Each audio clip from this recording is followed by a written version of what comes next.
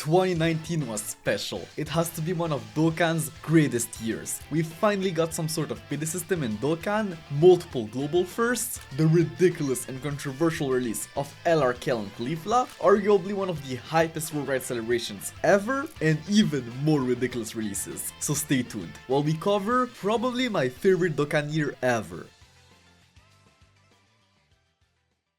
The month of January started with the EZA of Strength Gogeta, one of the most anticipated EZAs in Dokkan's history. So let's see if he lived up to the hype. Strength Super Gogeta now led all types for 3 key and 77% HP attack and defense, which was definitely a good leader skill for like Dokkan Battlefield or just to run a fun team with all of the OG EZAs, but nothing really meta breaking. He now lowered attack and defense on Super, like his Int counterpart, which was very good in SBR, went from a flat stat buff of 7000 attack to 77% attack and defense, while still being effective against all types. And he also now gained an additional 7% attack per Rainbow Key Spheres obtained, a buff that unfortunately wasn't calculated separately, so it could only give him at most an additional 35% attack. Like, this was still decent with his enormous 20,000 base post EZA attack stat rainbowed, but nothing crazy. I remember that when his EZA details were revealed, people were wondering if he was actually better than in Super Gogeta offensively, and some guy actually did the math, and Strength Gogeta with one dupe had a higher APT than a rainbowed in Super Gogeta, since his base stats were just so much higher than his Int counterpart. Like, he not only had more defense but also more HP, something that could really help you in SVR, to not have your team get one-shotted by one of those enemies per attack. And yeah, Strength Super Gogeta was a very good unit, not as crazy as in Janemba,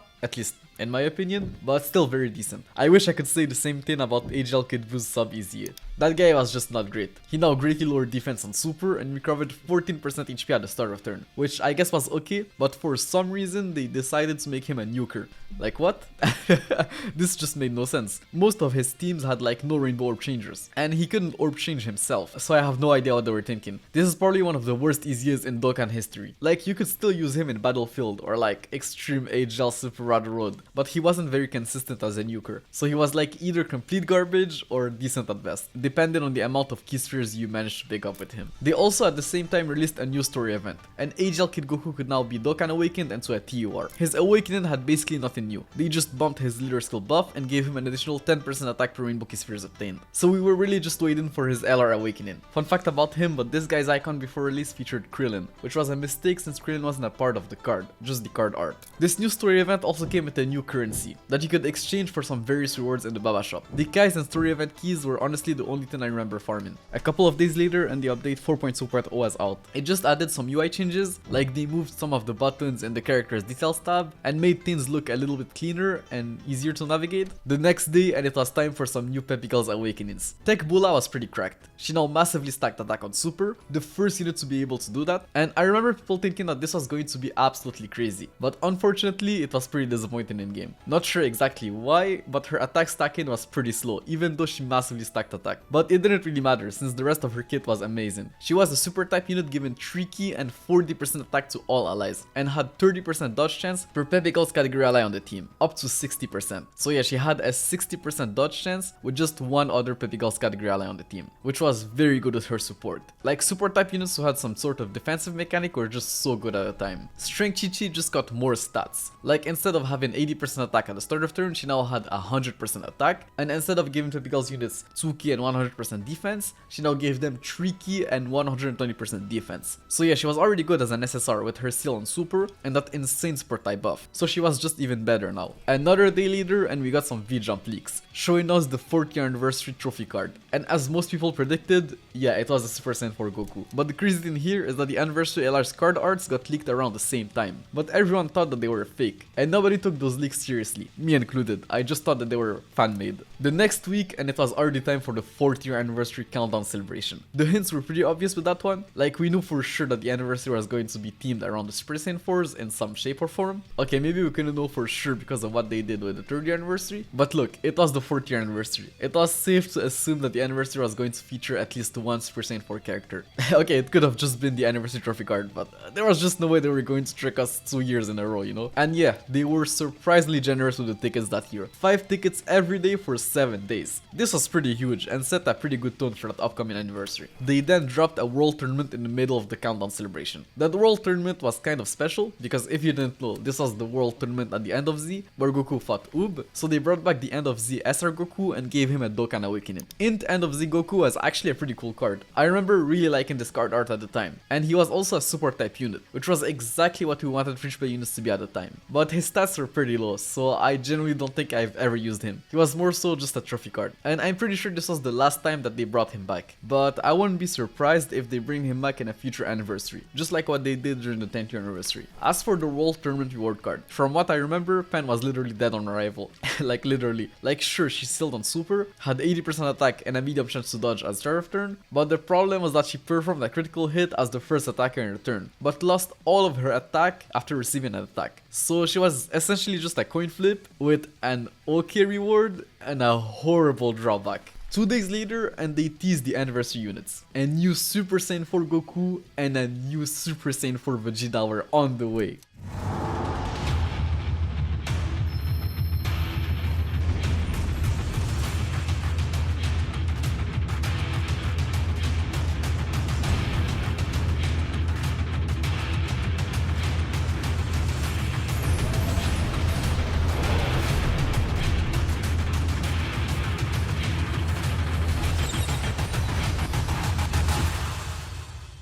The 4th year anniversary was officially here, and let me tell you, that anniversary was just so much better than the previous one. Not only were the login bonus rewards and missions much better, like bro, that anniversary gave you 4 stones every day for the entire anniversary. Like 4 stones every day was just crazy. And the first login also gave you 44 stones and a god stone, a pool that they actually improved for the anniversary. And that anniversary just came with so much content. They added strengths per Gogeta into the redstone, which was very good. He was probably the second Dokkan Fest EZA you wanted to rainbow after Injanemba. Well, at least that's who I rainbowed after Injanemba. But maybe that's just because it was Super Gogeta too, so I was a little bit biased. But he was definitely very good. They also added Blue Vegito and Rose into the purple stone, which made us speculate at the time that their EZAs were probably coming next after the Gods Leaders. As for the new events, we had a special Hercule event that you could clear once a day to get Zenny and a 4th year anniversary ticket. And talking about the 4th year anniversary ticket summon banner, it was pretty cracked for a free banner. It had most of the recent banner units like Int Hercule, who literally came 2 months ago and who was an absolute beast of a unit, and the new ones from the Broly movie were unfeatured on the banner, as well as all of the non-Dokkan Fest LRs up to the most recent one, so Strength, Trunks and Might. I actually pulled my first copy of LR physical cell from that banner, so this wasn't an uncommon thing to see. The new story event let you fully farm a new free play Giru, a unit that was actually pretty good at the time. He sealed on super, had Tsuki and 60% attacking defense with a hybrid Saiyan category on the team, something that wasn't difficult to do, and gave Dragon Ball Seekers category allies Tsuki and 30% attacking defense, which was pretty good, especially since that category was pretty free play friendly. They then revamped the B-Pen event,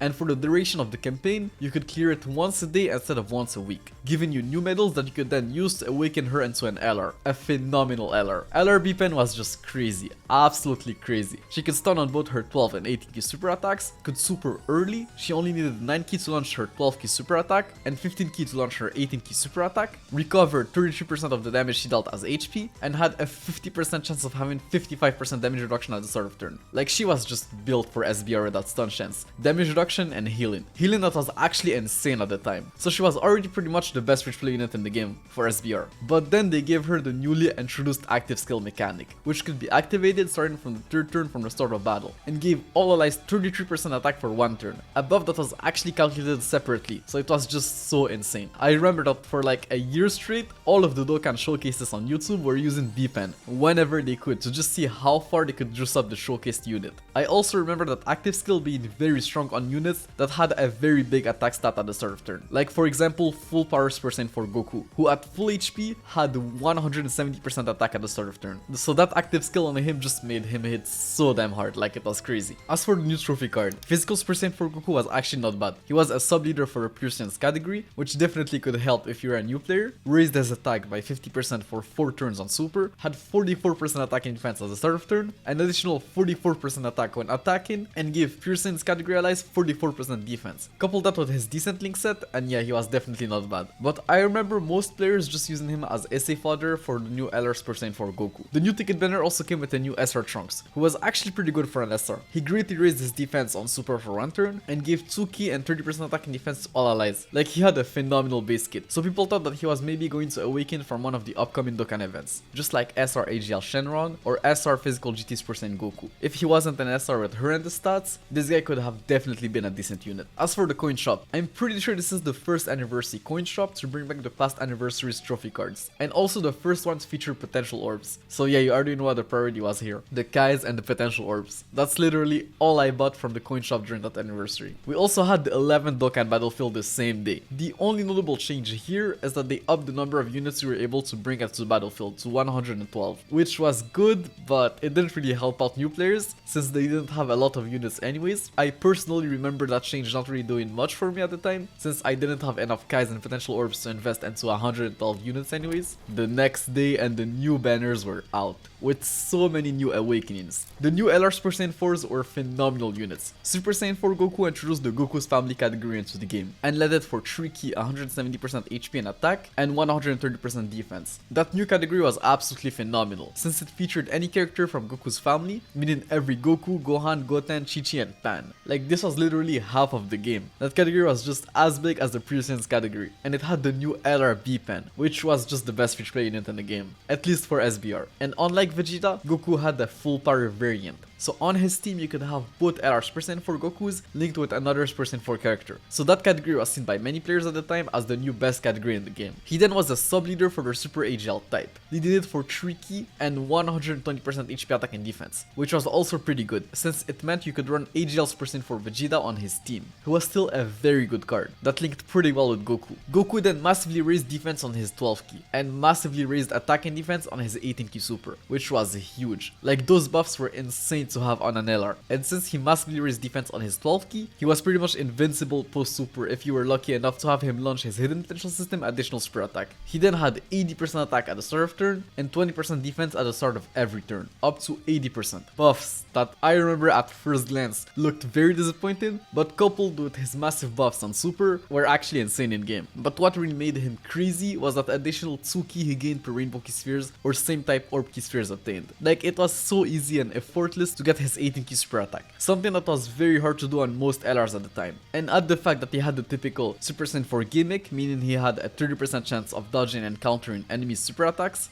Yeah, he was insane. And I remember people debating whether he was better than LR Goku and Frieza, but as soon as he was in game and we saw how OP the active skill mechanic was, yeah, the answer was pretty clear. Him and Vegeta came with the new active skill mechanic, and it basically gave them a free attack that they could launch starting from the 4th turn from the start of battle, an attack that did a significant amount of damage at the time. So this was insane in SBR. Like, most often than not, the fight wasn't over by turn 4, so this ability was a lifesaver there. It could save you an item or honestly just the whole run. Strength percent for Vegeta led and introduced the Vegeta's family category into the game. He led it for 130% HP and 170% attack and defense, which was seen by most people at the time as the better leader skill buff. I remember someone making the calculations, and HP was apparently less valuable than defense when it came to tanking enemy super attacks. But the problem is that the Vegeta's family category was just so much worse than Goku's family. Like, it was literally a third of the size of Goku's category. Like, it was still good, but just nowhere near as good as Goku's category. He then also led the super strength type for 3 key and 130% HP attack and defense, which was very good, since just like Goku, you could use his 2nd year anniversary counterpart, Strength percent for Goku, who also linked pretty well with Vegeta. Strength percent for Vegeta then massively raised attack on his 12 key, and just like Goku, massively raised his attack and defense on his 18 key, which was just as good as Goku. It's just that the massively raising attack on his 12 key kind of sucked, because of how defense and attack on super are calculated. Like, the attack buff is just added to his SA multiplier, while defense on super is straight up multiplying your start of turn defense, which is way more impactful stat wise. But that wasn't it. Vegeta had 80% defense at the start of turn and 20% attack at the start of each turn, up to 80%, which was way worse than Goku's. Like, Vegeta was barely breaking the 2 million mark on his first appearance on his 18 key super attack, while Goku was easily launching like 3-4 million plus super attacks. And sure, maybe Vegeta was better defensively, but Goku still had the upper hand post super if he was able to double super. So Vegeta really got shafted here. But with his additional key per key spheres obtained, super attack counter and active skill, he was still for sure the second best unit in the game. Like, all of those things were just too valuable in SVR. Talking about SVR, both the LR's percent 4s were on the Shadow Dragon Saga category, which was huge, since that category was so limited at the time. Like, the Shadow Dragon Saga SVR stage wasn't hard, it's just that you had legit no other options. So having more options was just so good. Also, if you're wondering why the 18 key super attacks of the LR's percent 4s are so familiar, it's because they're literally just the ones from the Battlefield's percent to Goku and Vegeta. And how, you may ask? Well, according to the French leakers, the LR's percent 4s were actually made very close to the 3rd year anniversary, possibly even before. And their original passives were legit just 80% attack for Goku and 80% defense for Vegeta, with their whole gimmick just being them getting most of their buffs on Super. Luckily, the devs realized that they were too weak and buffed them right before the release. Like, just imagine if they actually released them with their original passives. They would have easily been the worst anniversary units in Dokkan history, like especially Vegeta. Like, just imagine a new LR not even being able to break the 1 million mark on Super. It would have been an absolute disaster. Now, as for the billion awakenings that came with the LR's percent 4s, Tech Kaioken Goku was now a sub-leader for the Goku's family, for 3 key and 120% HP attack and defense, while also sub-leading the tech type for 3 key and 90% HP attack and defense. That leader skill was actually phenomenal for Dokkan Battlefield, and even for the OG SVR stages. He then stacked attack and defense on Super, but instead of it being a 30% stack, it was actually a 20% stack,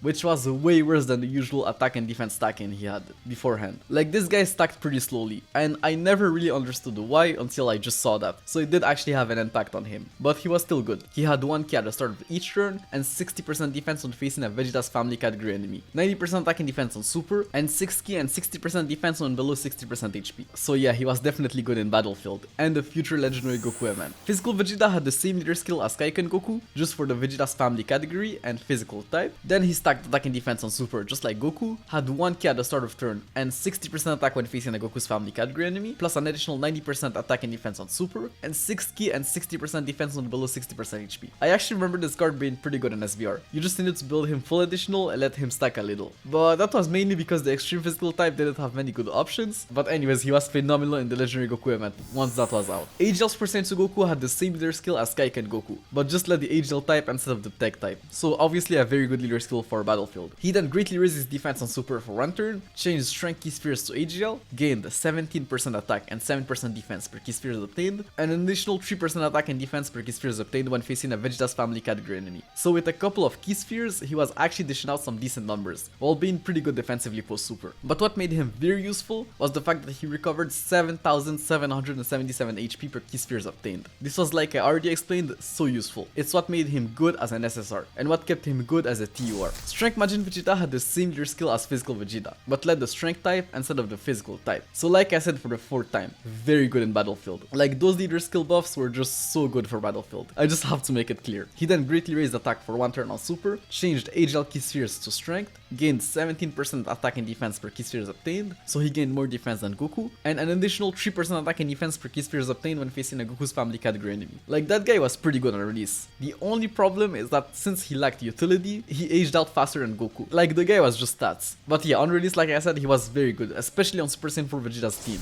AGL Super Saiyan GT Trunks was also pretty decent. He greatly raised his defense for 1 turn on Super, gained an additional key per rainbow key spheres obtained, 20% attack and 10% defense per key spheres obtained, and an additional 7% attack per rainbow key spheres obtained. So he was a nuker who gained a decent amount of stats per key spheres obtained. But he didn't make his own orbs, like the Super Saiyan Goku or Vegeta, so he wasn't as good as them. GT Super Saiyan Goku was very solid from what I remember. He stacked attack on Super, gained 3 key and 100% attack when his key was 9 or more, meaning he could Super at 9 key, and gained 120% defense and 40% crit chance for 4 turns after performing a super attack. A buff that unfortunately didn't stack, but we weren't sure on release, so at first glance we thought that this guy was absolutely cracked. Like, he was still good, just not as good as we thought. He was one of the very few units in the game that you could comfortably build full additionals, so he was at least fun to use. We also got the easy of the Free-to-Play Goku Jr. the same day. He led the Dragon Ball Seekers category for 3 key and 77% HP attack and defense, and just like I said multiple times, this was one of the best Free-to-Play category in the game, so this was very good. He then raised his defense by 30% for 1 turn on Super, had 2 key at the start of turn, 60% attack on Super, and had a 70% chance of gaining an additional additional 60% attack and defense on super. So this guy was a phenomenal free play unit. His easy event was pretty easy too. He was weak to Vegeta's family category units, so you had plenty of options, and even then you could just brute force it with a monophysical team. Like those free play units easies were way easier than regular easies. And the crazy part is that they gave the same amount of rewards as regular easies, at least this time around. Now as for the new banners, those were the first banners to feature the new coin mechanic,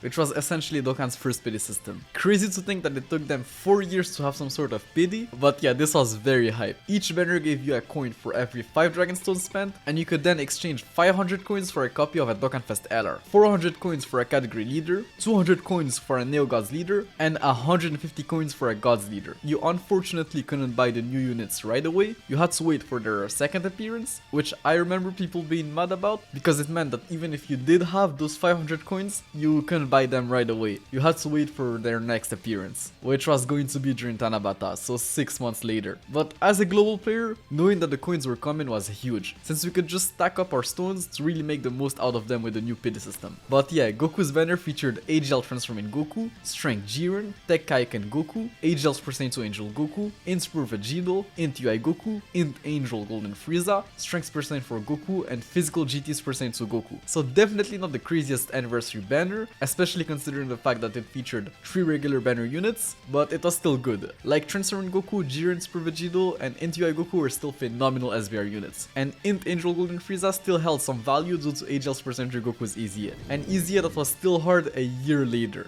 as crazy as it might sound. And Strength percent for Goku kind of got a revival on Strength percent for Vegeta's team, so he was definitely still very good if you're able to pull him. Vegeta's banner featured Tech Transforming Frieza, MVP 17, AGL's percent Blue Evolution Vegeta, AGL Turles, Physical Vegeta, Strength Majin Vegeta, Physical Gogeta, AGL's percent for Vegeta, and AGL GT's percent Trunks. Like, it was a very decent banner, and arguably more valuable than Goku's, at least from what I remember. I didn't have most of the featured units on Vegeta's banner, while I had pretty much everyone on Goku's banner. And units like MVP 17, AGL's percent Blue Evolution Vegeta, and AGL Turles were just so valuable for obvious reasons, and weren't featured on many banners, so most players didn't have them. And Super Saiyan Blue Evolution Vegeta's team was now better than ever, since you could run both the new LRs on his team and link them up together. Like, that was for sure one of the best rotations in the game. They were so crazy together. But both banners were very good and definitely must summons. The new banners got top Gerson the same day, not surprising at all. The Super Saiyan 4s were very hype, so they gave everyone 30 stones, 2000 AGL and strength type potential orbs, 44 story keys, 4 diamond statues, and 40 4th year anniversary coins. Like, those rewards were pretty good. But what's crazy is that the game hit top Gerson on both stores a couple of hours later, so they gave out even more top Gerson rewards that same day. 100 dragon stones and 3000 potential orbs of each type.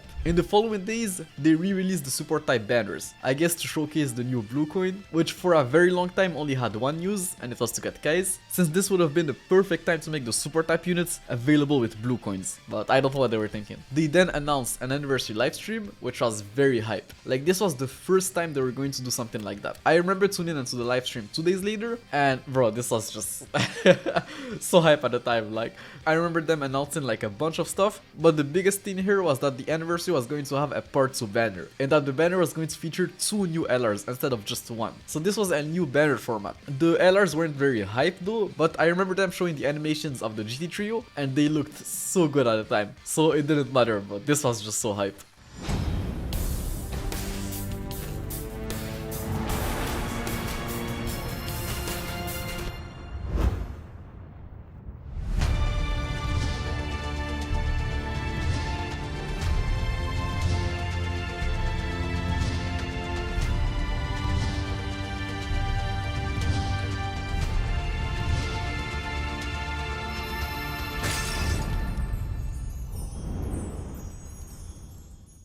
The next day, and it was time for the second part of the anniversary, which came with a bunch of new events. Like, that anniversary just had so much more content than anything we had ever seen before. Like, there was just so much to do, it was crazy. And the part 2 missions were also pretty cracked. Like, the amount of stones they gave was also insane for the time. To start off, we had a new Shenron event that came with its own campaign, where we had to clear each stage of that event under special conditions every day to collect all 7 Dragon Balls, and each Dragon Ball gave 4 stones. So in total, that event gave 28 stones, which was pretty good. And the conditions weren't anything crazy, like I remember that one of them was clearing a stage with a character of each type on your team, so a pretty easy thing to do. We then had another new story event, where we could fully farm a new Vegeta Jr. Fridge Play card, a card that got his Easy the very same day. An easy event that was very easy from what I remember. He was weak to Goku's family category units, so even easier than Goku Jr.'s Easy, and that Easy 2 gave the same amount of rewards as a regular Easy. So this was just so huge. So many stones, skies, and potential orbs. This genuinely felt like Christmas came early at the time. We weren't used to like this many rewards in such like a short span of time. And the newest person Vegeta Jr. was a pretty good Fridge Play card. He was a sub-leader for the Hybrid Saiyans category, so very good. Then raised his defense by 30% for one turn on Super, had 60% attacking defense at the start of turn, and gained an additional 2 ki and 50% attack for 5 turns after receiving an attack. A buff that was actually calculated separately, for a total boost of 140% attack. So yeah, this guy was good. But if all of that wasn't crazy enough, they gave us a special GT battlefield. So we got 2 battlefields in the span of 2 weeks, which was just insane. And from what I remember, that battlefield was actually easier than the regular battlefields, which I guess only made sense. The anniversary was the time where they got the most amount of new players, so they had to make something easier for them. But yeah, the new battlefield came with a new battlefield LR. LR Oob was pretty good. He led the Resurrected Warriors category for 3 ki and 100% HP attack and defense, so we finally got a Fridge Play alternative leader to beat that AGL's percent Goku's Easy. He then lowered attack on both his 12 and 18 ki supers, which was very good in SBR and Battlefield. Then he raised his ki by up to 6 and attack and defense by up to 90%. The more HP he had, the greater the boosts, so with his LR stats this was already looking pretty good, but then he confused with Mr. Boo when below 40% HP. Transformed, he now greatly lowered attack on his 18 ki super, so even better. Healed 40% HP once only, had 100% attack and defense at the start of turn, was a Rainbow Orb changer, and gained an additional 2 ki per Rainbow Ki spheres obtained. So yeah, he was definitely very good transformed, but what really made that guy valuable was the healing. This was so clutch in SBR, Battlefield, or even Easy is. Like, that healing was just so useful. The only problem is that the guy was just so damn expensive. One copy cost him 250,000 Battlefield memories. 250,000. This was just insane. This was 100,000 more than a copy of LR Int Middle Cooler, but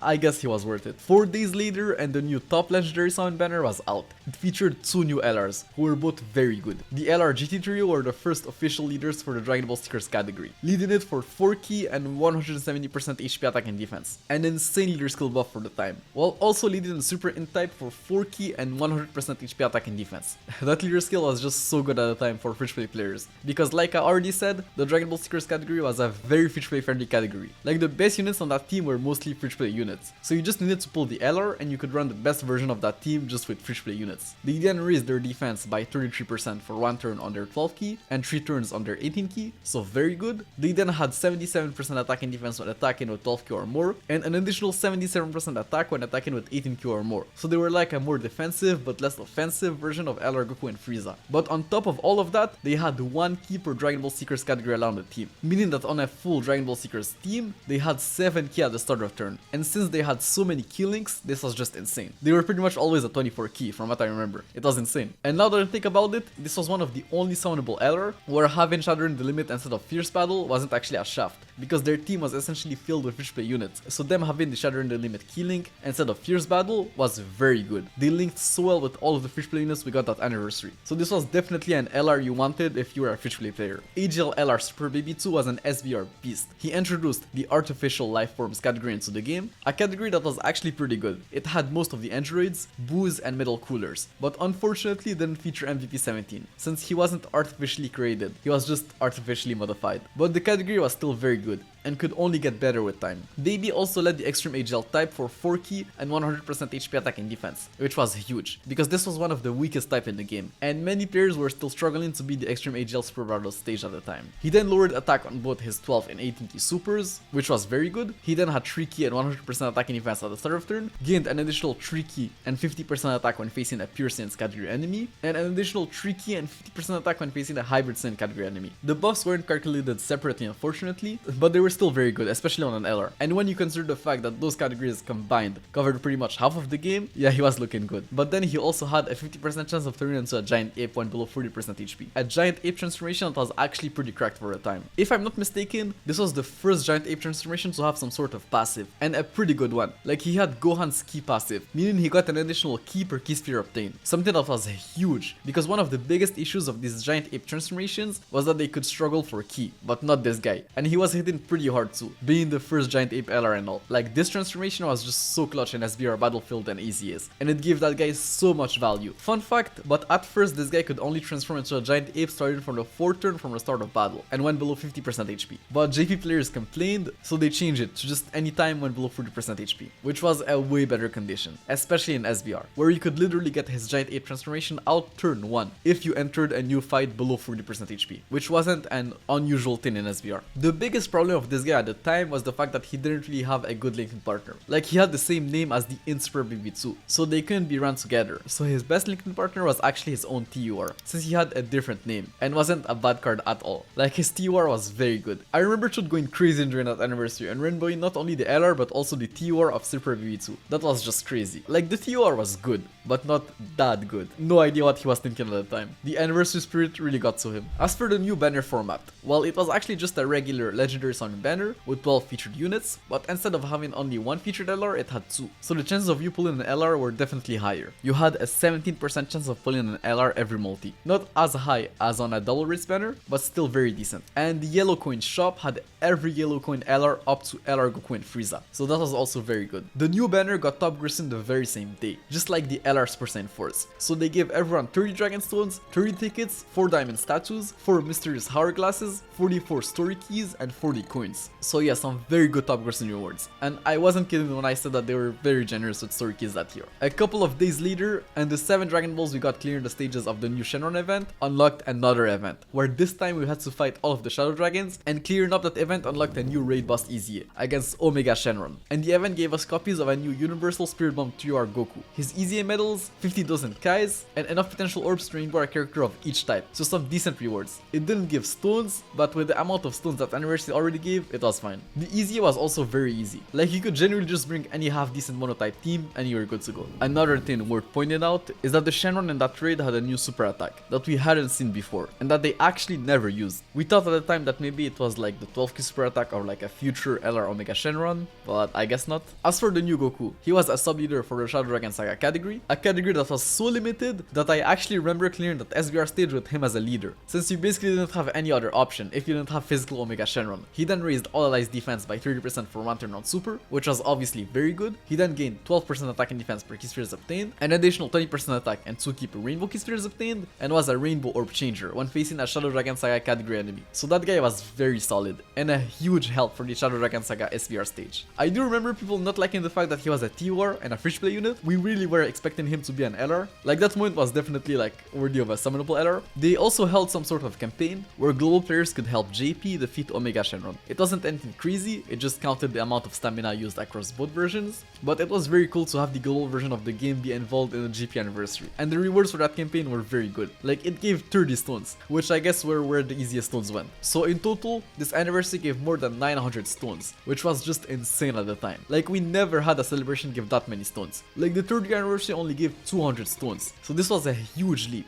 and the game only got better from here. The month of March started with some new teasers, a teaser for the next Dokkan Fest. OG Dragon Ball was finally going to get the respect they deserve. Crazy to think that it took them 4 years to give OG Dragon Ball a Dokkan Fest card. I guess better late than never, but yeah, a new Dokkan Fest Kid Goku was on the way. They also at the same time teased the final story event for the free-to-play Kid Goku, and it looked like he was going to awaken into an LR Kid Goku in a rally, which was definitely not something we expected. The celebration was out the next day, and it had your typical Logan bonus campaign and missions that gave Dokkan event keys, which was obviously very good. The new units were out the next day, and bro, they were all so good. Dokkan Fest Kid Goku was a phenomenal TUR. He introduced Dragon Ball Saga and new categories into the game. The Dragon Ball Saga was, as you would probably guess, not that good. Like, this was the first quote-unquote premium unit that category got, and for the youth category, it was actually alright, and it had the potential to be even better in the future, since we were for sure going to get new Gotenses and Kid Gohans later down the line. As for his kit, he had a 30% chance of stunning the enemy on super for 2 turns, had 77% attack and defense at the start of turn, gained 59% attack, the more HP he had the greater the boost, and 59% defense. The less HP he had the greater the boost. Those buffs, as far as I remember, weren't calculated separately, but they were still decent. He then gained 1 key and 10% 30% attacking defense up to 59% at the start of each turn, something that actually helped him stay relevant during the legendary Goku event meta, and perform the critical hit when below 59% HP, which was crazy because he had an active skill attack, and his active skill could be activated when below 59% HP, with no turn restriction. So this guy was just insane in Super Hard Mode. Like, that active skill was just monstrous there. It did so much damage with the guaranteed crit, and when you couple it with the fact that he could stun on Super, that guy was just an SBR beast. And bro, I'm not an OG Dragon Ball fan, but even I can't deny that his active skill animation was sick. Just look at that.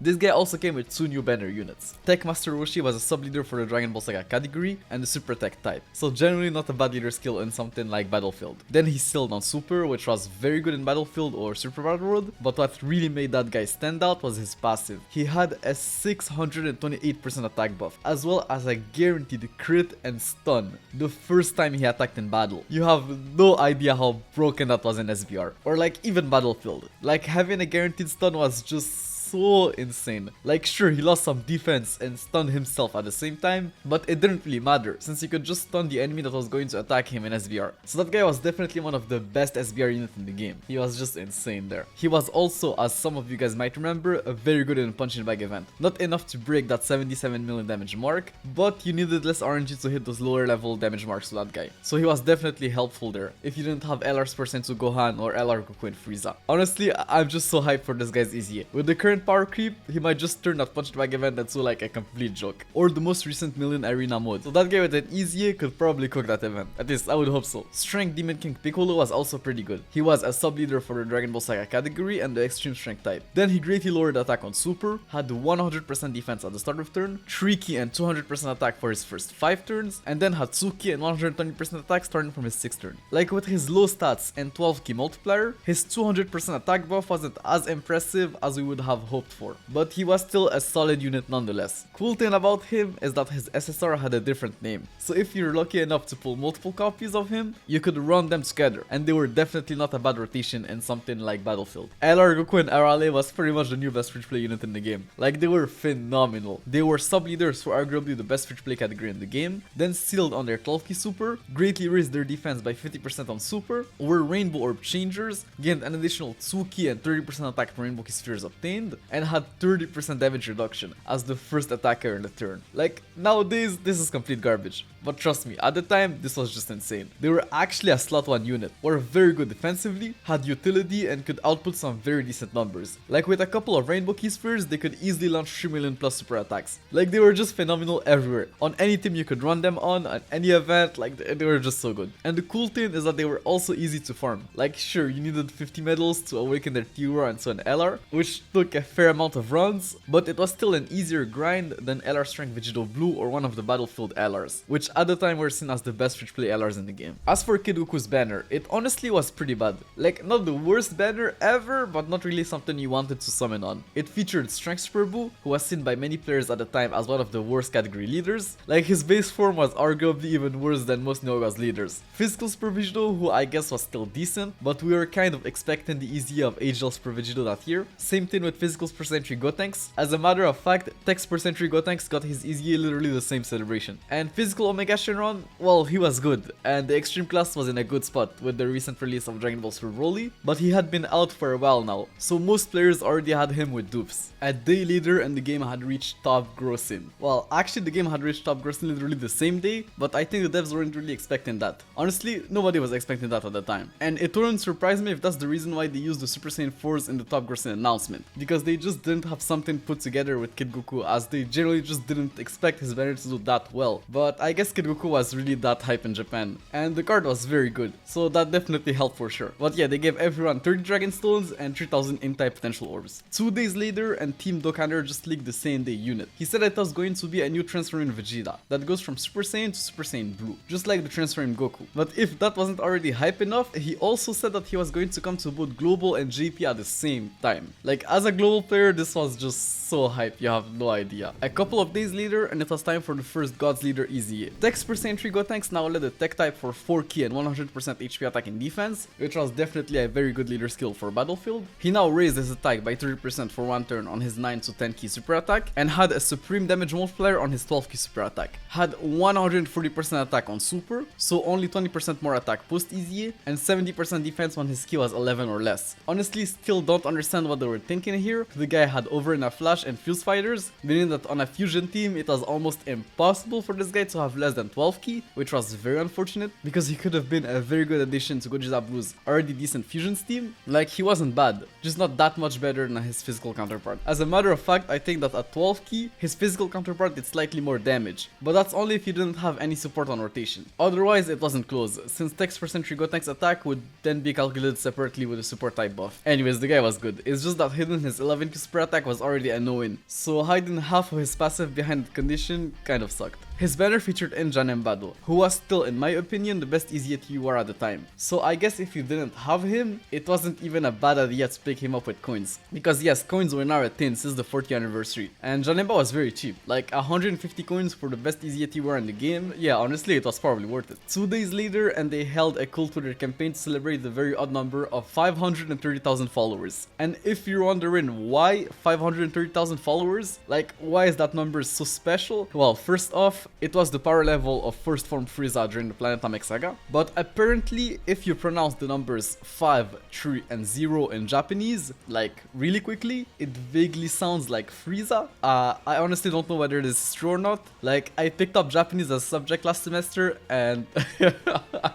and dropped it almost immediately because of how hard it was. Like, bro, that language is just something else. So big shout out to the homie Guresh, Minato, all those people who learn Japanese, because bro, that language is just like, you guys have no idea. Like, it's very hard. We also had the Dokkan event teaser for the upcoming transfer in Vegeta, a card that Dokkaner completely leaked the same day. And not only did he leak the whole kit of transfer in Vegeta, he leaked the kit of his side banner unit, as well as the easiest of that upcoming celebration. Bro, leaks at the time were just something else. Like, it was crazy, bro.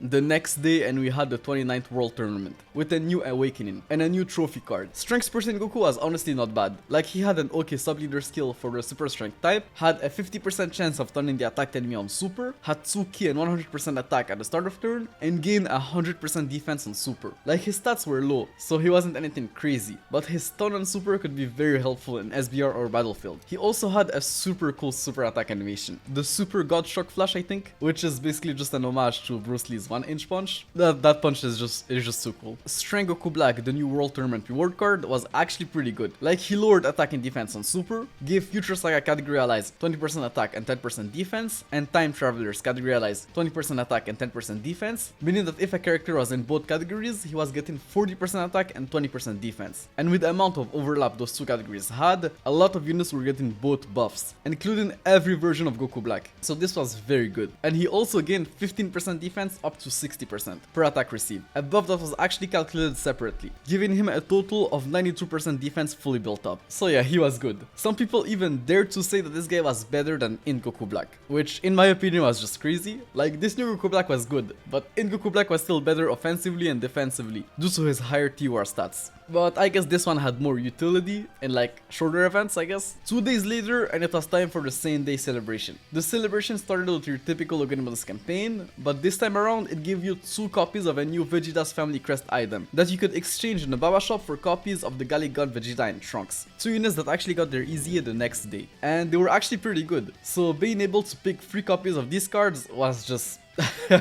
so good. Text Percent Blue Vegeta was now a rainbow leader, which was definitely useful in Battlefield. Raised all allies attack by 30% for 1 turn on super, had 2 ki and 90% attack and defense at the start of turn, gave all allies 30% attack and defense with 2 or more Vegeta's Family category allies on the team, including himself, so you just needed another Vegeta's Family category ally on the team for his support type buff to proc. So yeah, that guy was very good. Trunks was a little better though from what I can remember. He was also a rainbow leader but gave more ki and less stats, which was definitely a better trade-off. Then he had the same super attack effect as Vegeta, but he gave 2 ki and 30% attack and defense to all allies, and gained the 70% attack and defense with another Vegeta's family category around the team. Like, the additional ki was just so useful. And the cool thing about that card is that he shared 4 links with the LR's percent Trunks. So those two together made an insane rotation at the time. Like, LR's percent Trunks next to this guy had 7 ki and 40% attack and 30% defense. Like, this was just insane. Like, this was for sure one of my favorite rotations in Dokkan's history. Their easy was also pretty easy from what I remember. They were weak against Realm of Gods category units, so you had plenty of options, but the interesting part here is that this was the first easy event to feature 2 enemies. So at first we thought that this was probably going to be like a little bit harder than like an average easy, but no, it was actually easier than a regular easy, thankfully.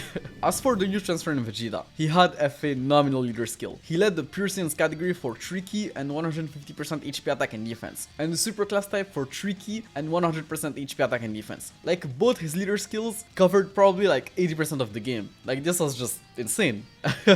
Like, this guy probably had like the best leader skill in the game. Like, straight up, this was just insane. Like, as for his kit, he was literally just the Vegeta's version of the transferring Goku, meaning they had the same transferring mechanic. He stacked defense on super up until he got to his blue form, where he then greatly raised attack on super for 1 turn, had 80% attack and defense at the start of turn, an additional 6% attack per key spheres obtained, and gained an additional 10% attack and defense and an additional 1% attack per key spheres obtained with each transformation. And when he got to his blue form, he changed all key spheres on the board to physical type key spheres, which was just insane, because it meant that turn the guy had 350% attack, and obviously all of the same type orb key spheres also healed you back to full HP. But until the legendary Goku event, we couldn't really see his last transformation. And unlike his Goku counterpart, this guy's link set was actually pretty consistent. It's only once you got to his god form that his link set drastically changed, so it was easier to build a team around this guy. And bro, he shared 5 to 6 links with Super Saiyan Blue Evolution Vegeta, so those two were pretty good together. And the cool thing is that you could even link him up with himself if you delayed like one of his transformation by floating it at the right time. So yeah, this was a very good card,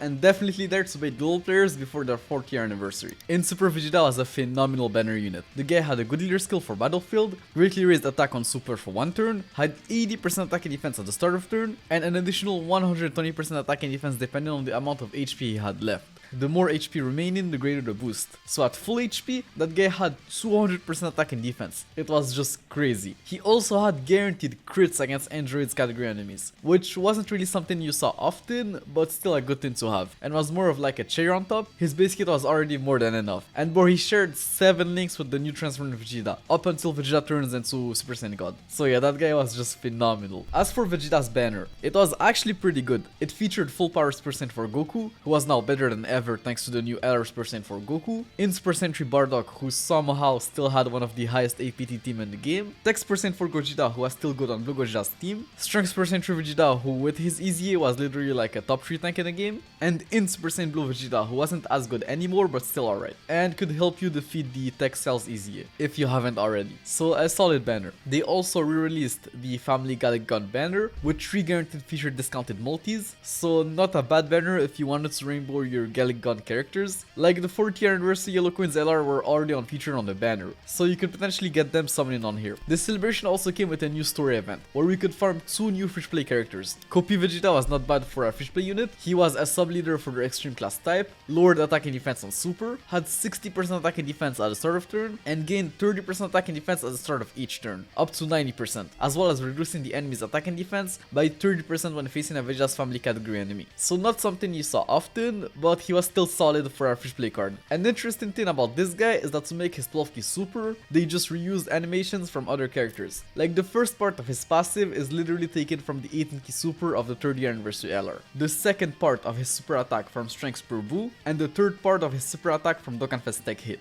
I genuinely never noticed that until now. Strength percent Gotenks was a sub leader for the Super Saiyan 3 category, had 3 key and 50% defense for 5 turns from his first appearance, and had 90% attack when attacking with 12 key or more, but he was just an SSR, so his stats were too low for him to actually be viable. He was mainly just used as essay fodder for the other Super Saiyan 3 Gotenkses. Well, that's if you didn't already have them fully leveled. I remember players being mad at them dropping that story event not even a week after the EZ of Dex Super Saiyan 3 Gotenks, and Kid Goku's banner that featured physical Super Saiyan 3 Gotenks, so a lot of players used Kais on those guys just for Dokkan to make their super attack farmable the same month. And on global, it was literally just a waiting game, since for some reason they didn't give us the Copy Vegeta story event with transferring Vegeta, and who knew when they were going to. So it was like, should I wait for the story event to come or just use my Kais on my Gotenkses? And I'm glad that I didn't wait and just use my Kais, because the event literally came 8 months later on global. 8 months later, like that's just crazy. The story event also came with a new farmable currency that we could exchange in the Baba shop for various rewards, including Elder Kais. So yeah, it was cool to have another event where we could farm Elder Kais from. The new banner got top grossing the same day as expected, so JP got top grossing twice in the same month, outside of like a major celebration, which was pretty insane. I know it happened the year before with UI Goku, but that was UI Goku, and it was timed perfectly with the anime, so it was like one of the hypest releases of all time. But there it was just Kid Goku and transferring Vegeta. Like, they were hype, but not as hype as UI Goku, especially considering like the context and the time. And the game still got top grossing twice. So yeah, this was just crazy. And they gave everyone 30 Dragon Stones, 3000 physical type potential orbs, 30 characters slot, and 1 Mr. Satan diamond statue. Around the end of the month, they teased the next Dokkan Fest. And yeah, the global first hit was coming up next on JP. The month then ended with the teaser of a new retro mode for Dokkan, which was basically just an 8-bit Dokkan simulator. And definitely a better April Fool joke to whatever hell we got the previous year. Dokyun battle was really something else. But this was cool. The month of April started with the release of Dokkan Fest Tech Hit. He introduced the Universe 6 category into the game, a category that was pretty limited, and it had so much overlap with the Universal Survival Saga category that it was just weird for him to lead both those categories. But he was a global first, so it only made sense. But at least the rest of his kit was somewhat decent. Like, he had a 30% chance of stunning the attacked enemy on super for 2 turns, reduce the attacked enemy's attack by 20%, and defense by 80% for 2 turns, while also having an additional 50% chance of stunning the same attacked enemy for 1 turn. So just with that part of his passive alone, that guy was already looking insane for SBR. Then he gained 120% attack when attacking with 12 clear or more, and an additional 80% attack while also being effective against all types when attacking a stunned enemy. So you definitely wanted to build that guy full additionals. At least that's what I did. Like, in SBR, that guy was just insane. And honestly, even against some battlefield enemies, I remember him and Jiren being an insane rotation in SBR. They shared 5 links together and both could stun enemies, while also getting additional buffs when attacking stunned enemies. So yeah, that rotation was just nasty in SBR. Like, sure, you needed a little bit of RNG, but still, it was a very fun and strong rotation. But that was about it. Like, hit sucked pretty much everywhere else, like literally. Like, that guy was only truly good in SBR, which personally I didn't mind since he was very good there, but I know a lot of players didn't like him at the time for that reason and just saw him as a bad card. Some even dared to say that he was like the worst category leader. And sure, outside of SBR, he probably was. He had no defense at all, so he generally couldn't take a hit. You had to stun the enemy or else you were dead. But with some Tinkin and a little bit of RNG, he was probably one of the best category leader in SBR. As for his new banner units, in Budamageta was alright, like they raised their defense by 30% for 6 turns on super, had Shriki and 120% attacking defense at the start of turn, and guard when below 80% HP. So definitely like a solid defensive unit. Like, they were both good and short and long events defensively, but I don't know, I don't really remember like using them much. Strength Full Power Frost was, well, okay I guess. Like, he greatly raised his attack for 1 turn on super, had Shriki for his first 6 turns, and gained 120% attack and 60% defense, as well as a 30% chance of stunning the attacked enemy for 1 turn when attacking with 12 ki or more. Like, I guess to some extent he could have been useful in like SBR with his stun chance, but yeah, he really wasn't all that. Tech Hit's Dokkan event also came with some new Dokkan Awakenings. Champa was actually pretty good. He was a sub leader for the Universe 6 category and the physical type, so honestly not bad for battlefield. Greatly lowered defense on super, had a 30% chance of gaining 200% attack at the start of turn, and gave Universe 6 category allies 2 ki and 40% attack and defense. Like, that super type buff was just insane, and paired so well with Tech Hit since he got most of his buffs when attacking, so his attack on super would actually calculate separately from Chenpa's support, and yeah, it just made him hit so hard. Physical Budamageta was a very interesting unit. His leader skill gave 40% damage reduction to all units, he had 80% defense at the start of turn, and had a 50% chance of gaining an additional 50% damage reduction when receiving an attack within the turn. So this guy could potentially be invincible under his own leader skill. Leader skill that, like I said, was very interesting. I remember a lot of players using him to beat multiple hard events like Easy Is or Super Battle Road. The runs took forever, but with the right units, you're pretty much invincible. So it was worth it if you had the patience for it. A lot of patience. Like, bro, it took 10 hours for this guy to beat the legendary Goku event with Boda Magetta. 10 hours, bro. That's just crazy. Strength Boda Magetta really wasn't as good as his physical counterpart. Like, his leader skill only reduced the attack of physical type enemies by 40%. Then he lowered attack on super, had 2 ki and 70% attack and defense at the start of turn, and gained an additional 2 ki and 30% attack and defense when facing 2 or more enemies. Like, he could probably cheese an SBR stage with his leader skill, but I've never seen someone do it with them, so I honestly don't know. Now comes the global shaft. Hit came with a new story event with 4 new free play units, something that we could have used on global, since Hit celebration was like one of the driest celebrations we had seen yet on global, at least for a Christmas celebration. And the nail on the coffin was probably the fact that one of the new free play unit was a free play Hit, meaning that Hit was farmable on JP, but on global, players who pulled him had to use Kais on him.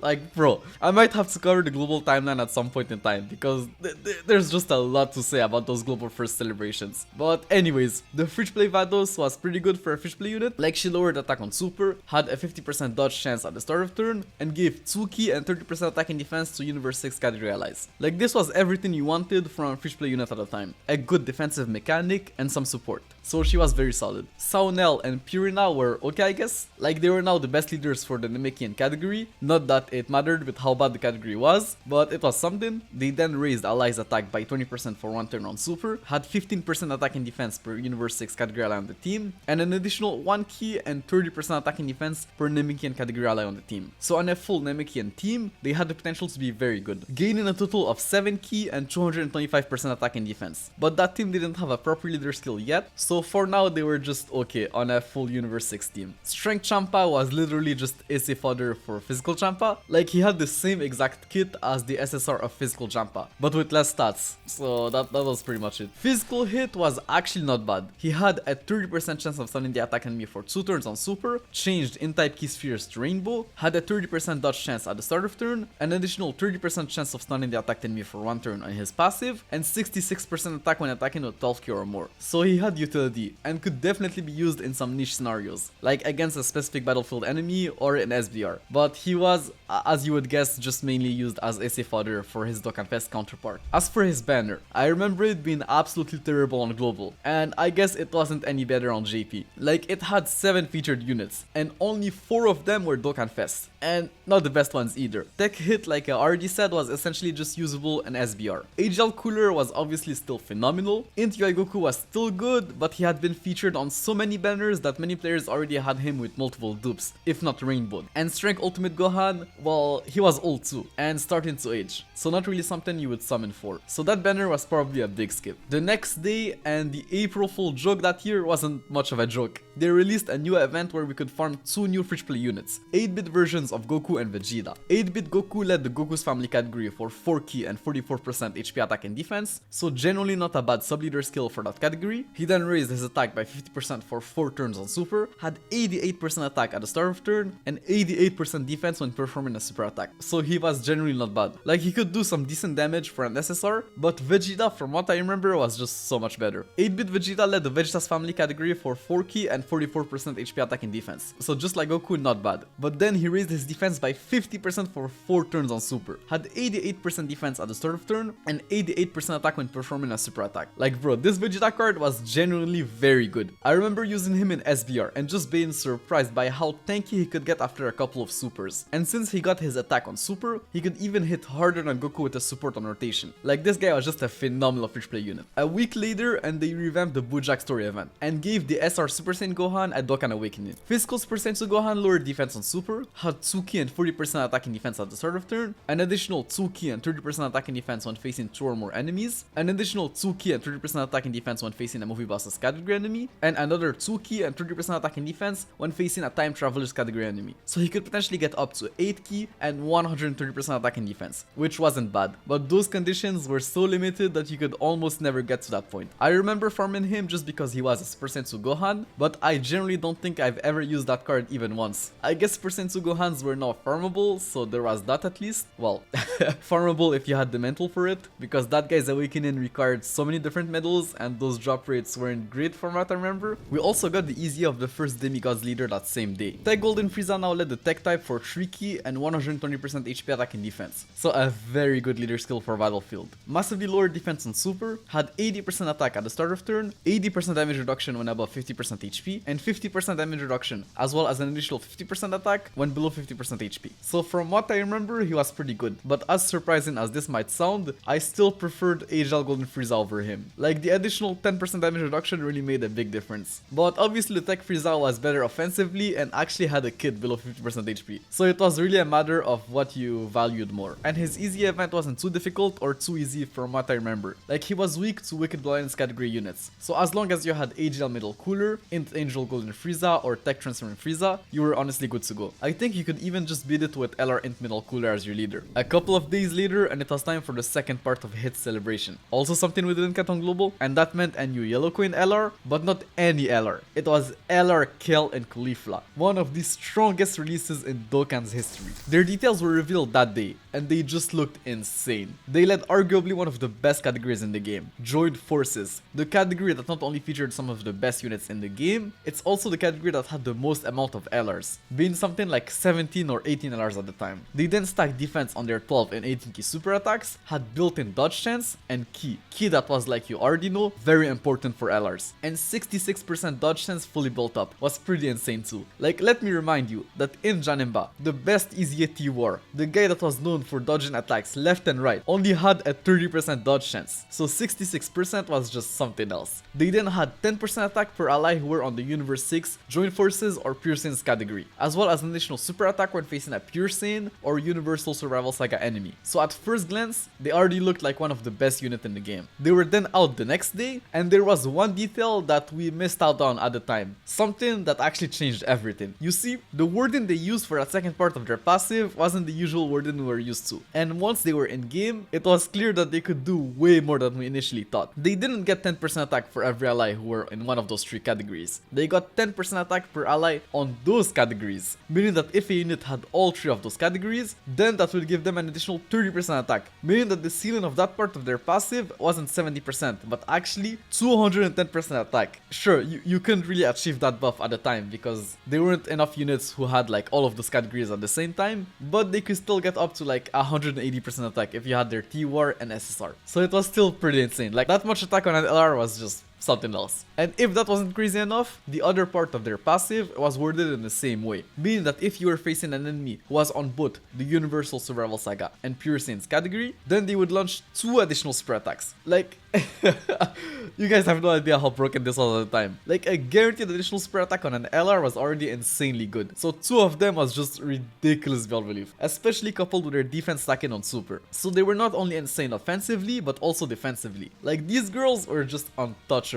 Like, they were clearly the best unit in the game, right here and there. They were literally so good that some people genuinely thought that they were better than the whole game rainbowed at 55%. Like, bro, think about it. Some people thought that LR Kel and Caulifla at 55% were better than LR's percent for Goku rainbowed, which was obviously disproven almost immediately by some quick calculations by the APT guys, but they were still insane and not far off from gapping the whole game at 55%. Oh, and they also broke the game. There used to be some sort of like hidden key multiplier bug in the game, a bug that affected units who had built-in key in their passives, and it made it so that they would launch higher attack stats than usual when overflowing with key. And the thing is that Kel and Caulifla gained key with each attack performed, and when they were officially out, because they could attack so many times within the turn, and because of the fact that their link set was essentially just filled with key links, well, it broke something within the game, and they were able to launch additional 18 key super attacks, which was just so crazy. But not only did they break the game, while also being the best unit in the game, their T-War was probably the best T-War in the game. Their T-War had the exact same kit as their LR, just with lower stats, but they just had so much stats as an LR when all of their conditions were met, that even having like half of those stats still made them so OP, and the fact that they stacked infinitely definitely helped their case. And honestly, their SSR was probably also the best SSR in the game. A crazy unit, bro, a crazy unit. They were just insane. LR Kel and Caulifla also came with 2 new banner units. Tech Caulifla was a sub leader for the Universe 6 and Pebble categories, stacked attack and defense on super, had 60% 60% attack and defense at the start of turn, 6% dodge chance per Universe 6 or Prepical's category around the team, and since it was worded in the same way as the new LR Kellen Kulifla, it meant that on a full Pepicals and Universe 6 team, they could have up to 84% dodge chance, which was just insane. But if that wasn't crazy enough, she had guaranteed dodge against a Universal Surreal Saga or Pure Saiyans category enemy, so this was just so insane. You could genuinely slap that girl on any team, even without a leader skill buff, as long as you're facing a Pure Saiyan or Universal Surreal Saga category enemy. This card single-handedly made Dokkan rethink the way they made their endgame content, and later on, like literally the next month, started including bosses that disabled dodge. Strength Kill was just as good. She was a sub-leader for the Pure Saiyans and Universe 6 categories, stacked attack and defense on Super, had 60% attack and defense at the start of turn, gained 10% attack per Pure Saiyans or Prepical's category ally on the team, meaning that on a full Pure Saiyans and Prepical's team, she could get up to an additional 140% attack. And she launched an additional super attack when facing a Universal Survival Saga or Pure Saiyans category enemy, meaning that if the character she was facing was on both those categories, she could launch up to 4 super attacks within the same turn. This was just insane. Like, keep in mind that she was stacking attack and defense on Super. Like, that card was just cracked and completely dominated the Legendary Goku event once that was out. Well, honestly, all 3 of them just dominated the Legendary Goku event. Like, they were clearly built for that event. As for their banner, well, it was a regular yellow coin banner, so pretty bad, but LRK and Kulifla and their new banner units were just so good that it was genuinely worth summoning for them, even if Golden Week was right around the corner. And talking about Golden Week, we got new V-Jump leaks around the same time, and it looked like the month was going to end with a new Transforming Sword of Hope Trunks and a new Transforming Merge Zamasu. But what was interesting here is that they were going to be the first active skill transforming units. We weren't sure how this was going to work at the time, but we knew that they were at least going to be fun to use, and that they were probably not going to be as good as LRK and Kulifla. So it was probably still worth it to summon for LRK and Kulifla. The next day, and we got a notice in the news saying that they're currently investigating the key multiplier bug, and that it was going to be fixed in a future update. They also at the same time teased the next legendary campaign, this time for Prime Battle LR Vegeta. And just like Trunks, you had to have him fully awakened before the beginning of the campaign to get all of the rewards. 4 days later, and the update 4.3.0 was out. The update that added the boost feature, where you could use twice the amount of stamina on a stage to get, well, double the rewards. This was so useful for like Dokkan events or just farming stuff. They also added some additional filters, where you could now filter units by specific super attack effects or link skills, which was definitely useful. And they also improved the scouter function on banners, like they revamped the whole UI and everything. They also tried to fix the key multiplier bug, but somehow just broke the game even more, like quite literally broke the game.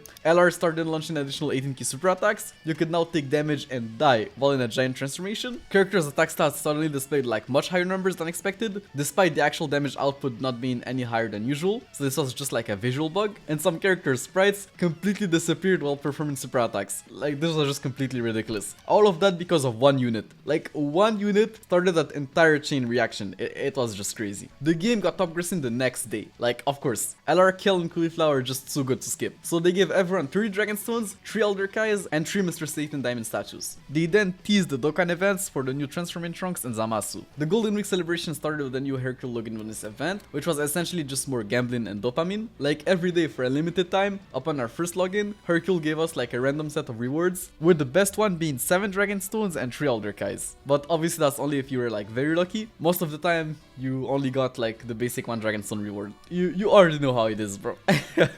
Trunks and Zamasu were out the next day, and they were pretty good. Tech Trunks led the Future Saga category for 3 key, 170% HP and attack, and 130% defense. And the Super Class type for 3 key and 120% HP attack and defense. So I guess they wanted to keep the trend of Sword of Hope Trunks leading the Super Class type, as well as Merge Zamasu leading the Extreme Class type. But yeah, you can guess that this was a very good leader skill. He then stacked attack on Super, had 100% attack and defense at the start of turn, and transformed on turn 3. So in base, he was like Strength Super Boo levels of bad, but at least unlike Boo, this guy transformed on turn 3 and not turn 5. Meaning if you had him in the 7th slot, he would just transform on his first appearance. That's when he actually became a unit. Text percent Trunks stacked attack and defense on Super, had 120% attack and defense at the start of turn, and gained an additional 1 key and 10% attack and defense at the start of each turn, up to an additional 4 key and 80% attack and defense. So this guy was genuinely cracked in long events. Sure, we didn't have any at the time, but with all of the stacking units we got in the past few months, it was clear that some sort of long event event was right around the corner. And honestly, this guy was still decent in like Battlefield or even Super Mario Road if you used items to protect him for his first few appearances. Then starting from his next appearance, you could use his active skill to transform him into his actual Sword of Hope form, which was just a nuke in card. Like he didn't stack anymore and massively lowered the enemy's defense on Super instead. He then gained 30% attack and 10% defense for key spheres obtained, was effective against all types, and randomly changed a certain type of key spheres to tech type key spheres. Once only. Not really sure why this was like a once only type of thing. Like they could have easily just let him orb change and he wouldn't have been like too OP,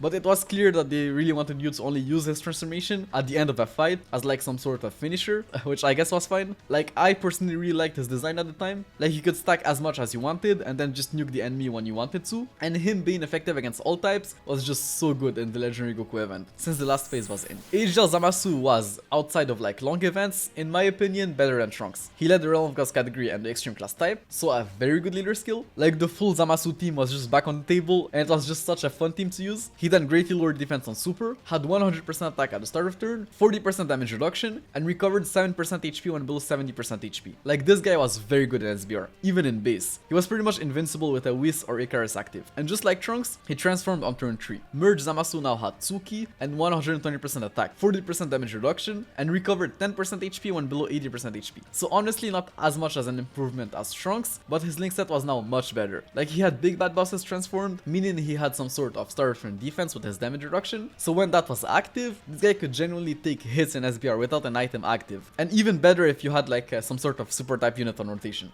So yeah, that guy was very good. And starting from his next appearance, you could use his active skill to transform into Corrupted Merge Zamasu, which was honestly not great. Like he now massively lowered defense on Super, had 4 key and 280% attack, disabled the enemy's guard, but only had 20% damage reduction, and reduced Super Class allies attack by 10%. So that guy couldn't tank anything in that form, so you would generally only use that active skill on like Dokkan events, or like at the very end of a fight. Like I've personally almost never used his active skill in something like SBR, unless I was sure the fight was going to end that turn. But his first transformation was very good, and honestly more than enough in most events. Trunks Dokkan event also came with a new Dokkan Awakening. Int Mai was very good. She was a sub-leader for the Time Travelers category and the Int type, meaning that if you had In Goku Black, you could build a full Int type Time Travelers team in Battlefield, which was very good. And then she had a 50% chance of stunning the attacked enemy for 2 turns on Super, and an additional 50% chance of stunning the attacked enemy for 1 turn on her passive, and gave Time Travelers category allies 2 key and 40% attack and defense. Like that super type buff was just insane, and with her double stun chance, she was very good in SBR and Dokkan Battlefield. That celebration also came with a new Time Travelers category banner, featuring Mai and a new unit,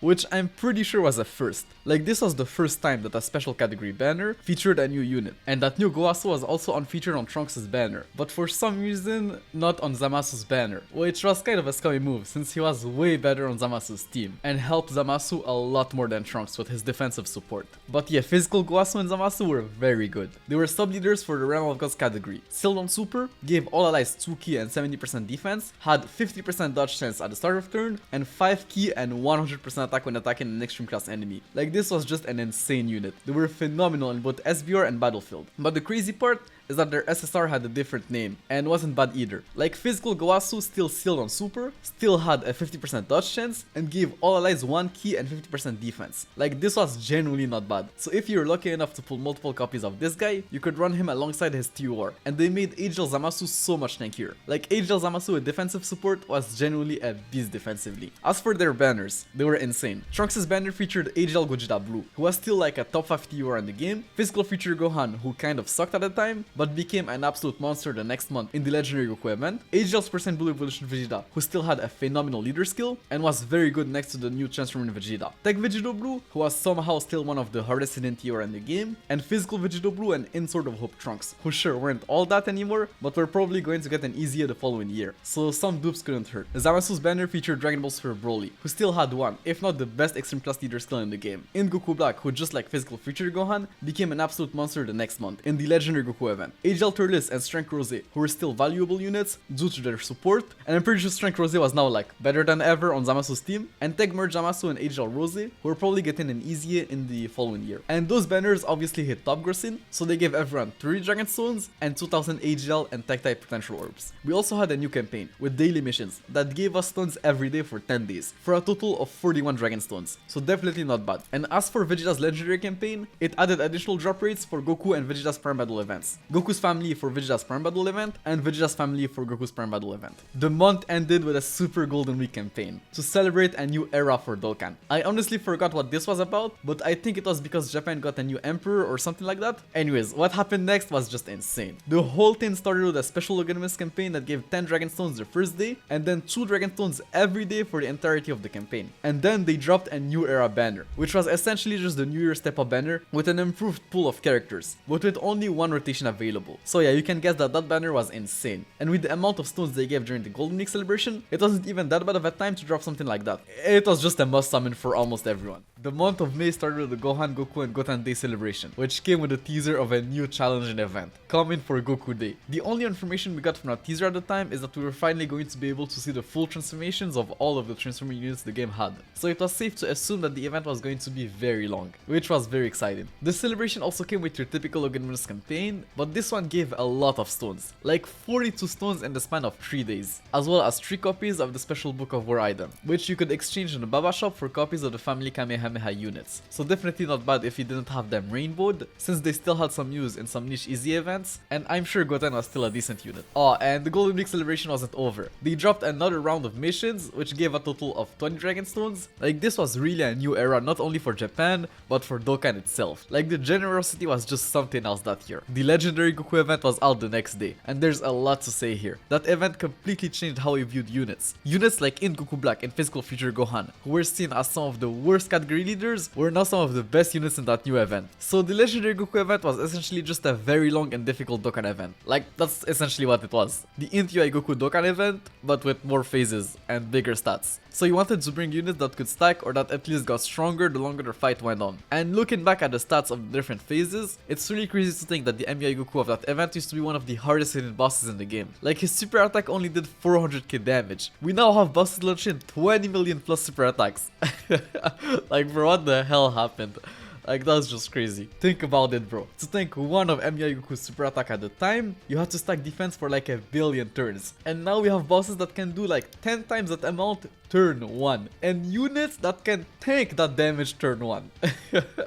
Crazy to see how far the game has come. But anyways, let's go over the units that completely dominated that new event. The first characters that came to mind at the time were the transferring Goku, Vegeta and Frieza, since they were the ones with the impossible to see transformations. But the truth is that they were actually not that good in the event, at least not as TURs. As crazy as this might sound, they actually transformed too quickly, and since they couldn't stack in their final transformations, they couldn't get to the level of defense that was needed for them to survive the last phase of the event. But thankfully they stacked infinitely in base, so you're actually better off reversing them into their UR forms. Like, has that ever happened again? Where a unit was generally better as an SSR than a TUR in an event? Like, I don't think so. I still have base transforming Goku's super attack in mind. I've seen that super attack animation 1 billion times grinding that event. Because yes, you actually needed to beat that event 7 times at a time to get all of the rewards. So the strategy was to just find one team you could beat it with consistently and then just spam that team, which was exactly what I did. And that team for me was transforming Vegeta's team, but with him as a reverse UR. The fact that his leader skill buff was weaker also helped, since it meant that he could stack for longer. Like, sure, it took forever to beat the event, but after a certain point, you just couldn't lose. Then we obviously had LRKL and Caulifla and her banner units. They just turned that event into a complete joke. Like, they just ran over the event like it was literally nothing, since they not only stacked but launched 1 billion super attacks each turn. And the crazy part is that even Tech Caulifla dominated the event,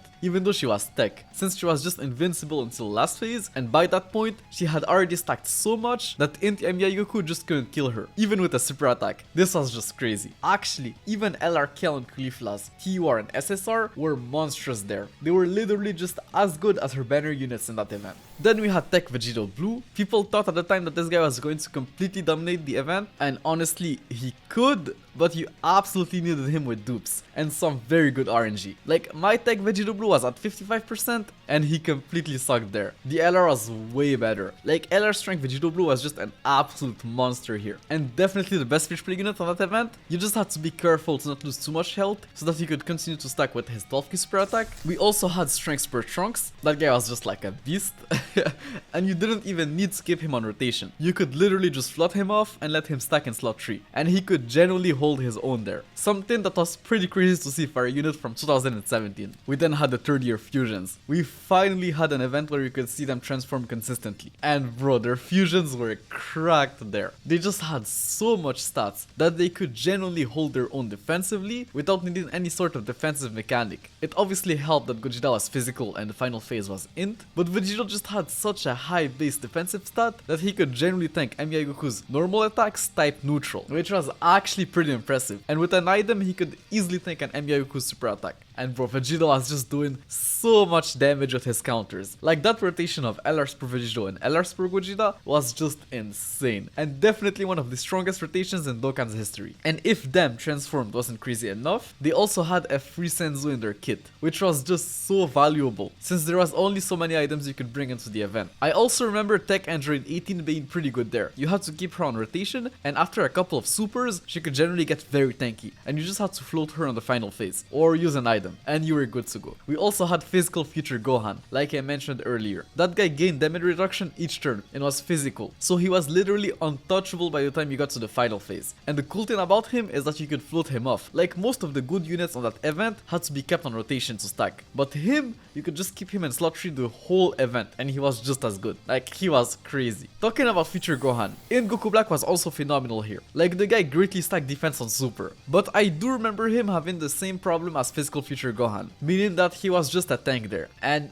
barely did any damage. But that's maybe just because I had him at 55%. Like, you absolutely needed to crit with that guy, or otherwise he was just hidden like a feather. And Hercule and Agel Golden Frieza were also very good there. Like, bro, they were so ridiculously broken defensively that you could bring them into the event without any problem. Like, they could easily hold their own against MBI Goku. And now that I think about it, Strength Super Buu was probably one of the few transform units that actually wasn't that crazy here. Like, his transformations just weren't strong enough defensively. But his team though, that guy led the category that had all of the transferring units. So yeah, you could cook something with him. The LR's %4s were also viable in the Legendary Goku event. Like, they weren't top tier or anything, but they could hold their own there, even though their active skill mechanic wasn't anything crazy here. Same with Inkid Goku. Like, he wasn't anything crazy, but could definitely hold his own, which I'm pointing out because a lot of units just couldn't. As a matter of fact, most units in the game just couldn't do anything once you got to the last phase of that event. We then had Tech Kaioken Goku and Physical Vegeta, who were also very good there. Like, those were so good for a free-to-play player, especially Vegeta. That guy was just a monster defensively on that event, even though he got most of his defense on Super. LR Trunks was also genuinely a viable card here. With him being physical, you just had to keep him on rotation for the defense he got on Super to not wear off, and he could actually hold his own there. Then we had one of the MVPs of the event, Tech transforming Trunks. Like, after LRKL and Caulifla and their TUR, this was probably the second best unit in the Legendary Goku event. He was clearly built for it, being able to stack indefinitely on his second transformation. And then you just had to pop his active skill in the last phase, and with a couple of key spheres, he could still hold his own defensively, while also being effective against all types, and could do just so much damage. And for the players who were very dedicated, or just had way too much time on their hand, you could generally cheese that event with SR Boga Magetta and the right units. You were pretty much invincible there, but the event took forever to beat. As you can see, bro, it took that guy 10 hours to beat it. I have no idea how he got the energy to do that. Like, imagine sitting down and grinding the Legendary Goku event for 10 hours just for 5 Dragon Stones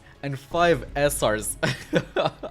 That guy was definitely on something. But what about the rewards? The event gave a total of 35 stones and 35 tickets. Tickets that we could use on a new banner. A banner that only had Goku characters, but no Dokkan Fest Gokus. Just the regular SSR Gokus and LRs per Century Goku, who was the big prize here. And honestly, from what I remember, the banner wasn't anything crazy. Like, it didn't even have guaranteed SSRs. So some players genuinely just pulled 35 SRs. Which was honestly pretty crazy. Like, I think the only good thing I remember pulling from that banner was a few copies of the Tech God Goku, which was obviously still a very good unit. We then had the EZA of Physical Goku Black that same day, an EZA that was actually not bad in the Legendary Goku event. Well, if you had him with dupes, and only on Global with his higher stats. On GP, there was just no way you could run that guy over in Goku Black. But yeah, Physical Goku Black now led the physical type for Tricky and 120% HP attack and defense, which was definitely very good for Battlefield. He gained 15% attack and defense per key spheres obtained, 1 key up to 5 for every attack received, and was an orb changer, while also gaining an additional 5% attack and defense per key spheres obtained when facing a Goku's family category enemy. Like, against a Goku's family category enemy, that guy was very good, even on GP. But without his orb changing ability, he really wasn't all that. Like, his stats were low slower, and not having that key support just made him very inconsistent, since all he had to provide was stats, and those stats were reliant on the key spheres on the board. His easy event was very easy though, since he was weak to Goku's family category units, one of the biggest categories in the game, so you had plenty of options. They also randomly added some new stages to the Dragon Ball Super Broly story event, with a new free-to-play Gogeta, and gave him an easy day 1. He was a sub-leader for the fusion category and the strength type, which was okay I guess. He then stacked attack on Super, had 77% attack and defense at the start of turn, and then he gained 20% attack and defense with a Goku's family category ally on the team, and an additional 20% attack and defense with a Vegeta's family category ally on the team. So you had to run this guy on the movie heroes category. That was literally the only team where you could get all of his passive active, and he wasn't even that great there. I guess he was effective against all types when facing the movie bosses category enemy, but him being strength kind of killed any chance that guy had of being good in Wrathful Broly's easy event. I farmed him because he was Gogeta, but I genuinely never used him after that. Like, that guy was just dead on release. A couple of days later, and they dropped a new story event with a new free-to-play unit. Dearest in Monaka's costume wasn't anything crazy, like that card was also dead on release. Like, he sacrificed 7% HP on Super, gained 77% attack for 4 turns after receiving an attack, and gained up to 77% attack depending on the amount of HP he had. The less HP, the greater the boost, and as you can guess, those two buffs were calculated separately, so you could have up to 213% attack, but you had to be very low HP to have that much attack, and with his low free-to-play stats, it just wasn't anything that crazy anyways. I genuinely never farmed that guy. Like, to this day, I still don't have him in my box. Like, bro, honestly, just Monaka as a character is just something. Like, like, what are those, bro? Generally, what are those, bro? I guess his event did come with a new farmable currency that we could trade for Elder Guys, so that was good. A week later, and it was time for the 30th World Tournament. A pretty significant milestone. Like 30 World Tournaments. That's just crazy. But they surprisingly didn't do anything that special for that World Tournament. They just dropped 3 new cards to the World Tournament ticket banner. Tech Cyborg Tao had a 30% chance of stunning the enemy on Super for 2 turns, had 100% attack and defense on Super, and gained 20% attack and defense per attack received, up to 80%. Above that was for some reason not calculated separately. So fully built up, he only had 180% attack and defense post Super, with his low free-to-play stats and garbage link set. That guy was indeed dead on release. Strength had Shine Lord attack and defense on Super, had 80% attack and defense with a Goku's family category ally on the team, and gained an additional 100% attack for 3 turns after receiving an attack. Above that was, as you would guess, calculated separately for a total boost of 260% attack. So he was definitely okay on like in Goku's team. OX King was actually a viable option on the legendary Goku event. He stacked defense on Super, had 150% defense at the start of turn, and gave Dragon Ball Saga category allies 2 key and 30% attack and defense. Like, that kit was just phenomenal for the legendary Goku event. So even as an SR, he could still cook there. You just had to be very careful his first few appearances, and once you got the ball rolling with his stacks, he could definitely hold his own. But he did no damage as an SR with his very low stats. So he wasn't like a top tier option or anything, but definitely viable. As for the new World Tournament reward card, Tech Gotenks stacked attack and defense on Super, so he was definitely good in the legendary Goku event. Just with that, then he changed AGL key spheres to Tech at the start of turn, gave Youth category allies 20% attack and 10% defense, and Fusion category allies 20% attack and 10% defense. So he gave all of the Gotenkses in the game 40% attack and 20% defense. So definitely not bad. Not something you could bring into SBR with his low stats, but definitely something you could bring into the legendary Goku event. A week later, and they teased the next Dokkan Fest. Name Goku was finally going to get a Dokkan Fest card. He was out 2 days later, and he was a transforming unit, which was very hype at the time. He was the first proper leader for the Planet Namek Saga category, and introduced the Super Saiyan category into the game. That category was so cracked for the legendary Goku event. It had the 30-year fusions, Tech Transforming Trunks, LR Future Trunks, and Physical Future Gohan. Like, this team was probably the best team for the legendary Goku event, and he himself was very good there. In base, his super attack raised all allies attack by 30% for 1 turn, then he had 77% attack and defense at the start of turn, 15% attack and defense per attack received, up to 59%. Above that was actually calculated calculated separately, so fully built up he had 181% attack and defense, which was definitely pretty good. Then he transformed into Super Saiyan Goku starting from the third turn from the start of battle when below 70% HP. Like, the condition wasn't bad, but I do remember that HP threshold being a problem if your team was too strong, since you could just end up not transforming to that guy early enough for him to start stacking. Because yes, transformed, he stacked defense on super, had 80% attack and defense at the start of turn, a 30% chance of guarding all attacks, an additional 59% attack after receiving an attack. Above that was also calculated separately for a total boost of 186% attack, and then guarded all attacks and gained 50% crit chance for 3 turns after receiving an attack with his guard activated, which meant that if you were facing a physical type enemy, you were guaranteed to proc that part of his passive, so that even made him usable in SBR, even though he was clearly built for the legendary Goku event. He then had a rage form that could be activated starting from the 5th turn from the start of battle when below 50% HP. In his rage form, he had 2 super attacks, the Meteor Smash when he had between 8 to 11 key, and the Super Meteor Smash at 12 key. One had a supreme damage multiplier and the other an immense damage multiplier, and he was also a rainbow orb changer, which was definitely good for a rage form. Like, honestly, his rage form was really just like a cherry on top type of thing. Like, he didn't really need it, but it was still cool to have. And bro, his animations, bro, oh my god. Like, talking about his multiple super attacks, this guy's animations were phenomenal. Some of the best animations we had seen yet. In my opinion, those were probably the best animations in the game at the time. Like, they were just so insane. Goku also came with a new banner unit. AGL Final Form Frieza was a sub-leader for the Planeta Mexica category and the AGL type, had an AoE super attack that had a 30% chance of sealing the attacked enemy's super attack, so a very good super attack for SBR. Then he had 80% attack and defense at the start of turn, an additional 70% attack with a 50% chance of stunning the attacked enemy for 1 turn when facing only 1 enemy, so that part of his passive was definitely very niche. Then he had 5 key and 50% attack and defense when facing 2 or more enemies. So yeah, that guy was built for SBR, and even the World Tournament, he was definitely very good in those events. As for Goku's banner, it wasn't bad. It featured transforming Goku and Frieza, who were very good in the legendary Goku event, Tech Golden Frieza, who was now better than ever with his recent EZA, and Angel Golden Frieza, who was not only still useful for AGL's Per Century Goku's EZA, but also Tech Golden Frieza's EZA, and Tech's Per Century Goku, who I guess was still okay on Super Century Bardock's team, like not a must summon banner, but an okay one. This celebration also came with a new story event, with a new fully farmable Fish Play unit, a unit that also had an EZA that same day. Physical Second Form Frieza was a phenomenal Fish Play unit. He was a sub-leader for the Transformation Boost category, had an AoE super attack while greatly raising his attack on super for 1 turn, had 60% attack and defense at the start of turn, gained 6 key and an additional 40% attack and defense when facing 2 or more enemies, an additional 60% attack when attacking an enemy that had his defense lowered, and he also had an active skill that could be activated when facing 3 or more enemies, starting from the 3rd turn from the start of battle. And that active skill lowered the attack and defense of the attacked enemy, so that guy was just a phenomenal Fish Play unit for SBR, or even the World Tournament. His easy event was also very easy. Like, he was weak to Namekian's category units, but I remember just brute forcing it with a mono strength team. Like, you didn't need to bring any Namekian units like at all, and thankfully, because that category was just was so bad, bro. We then had the easy of Int Buhan the next month. He now led the Int type for 4 key and 100% HP attack and defense, so very good for battlefield. Greatly lowered attack and defense on super, and his special super attack was just now crazier than ever with an SA-15 immense damage multiplier. He then gained 17% attack and 10% defense, while also recovering 10,000 HP per key spheres obtained. Like, bro, his base stats post EZA were pretty good, so those buffs went a long way with him.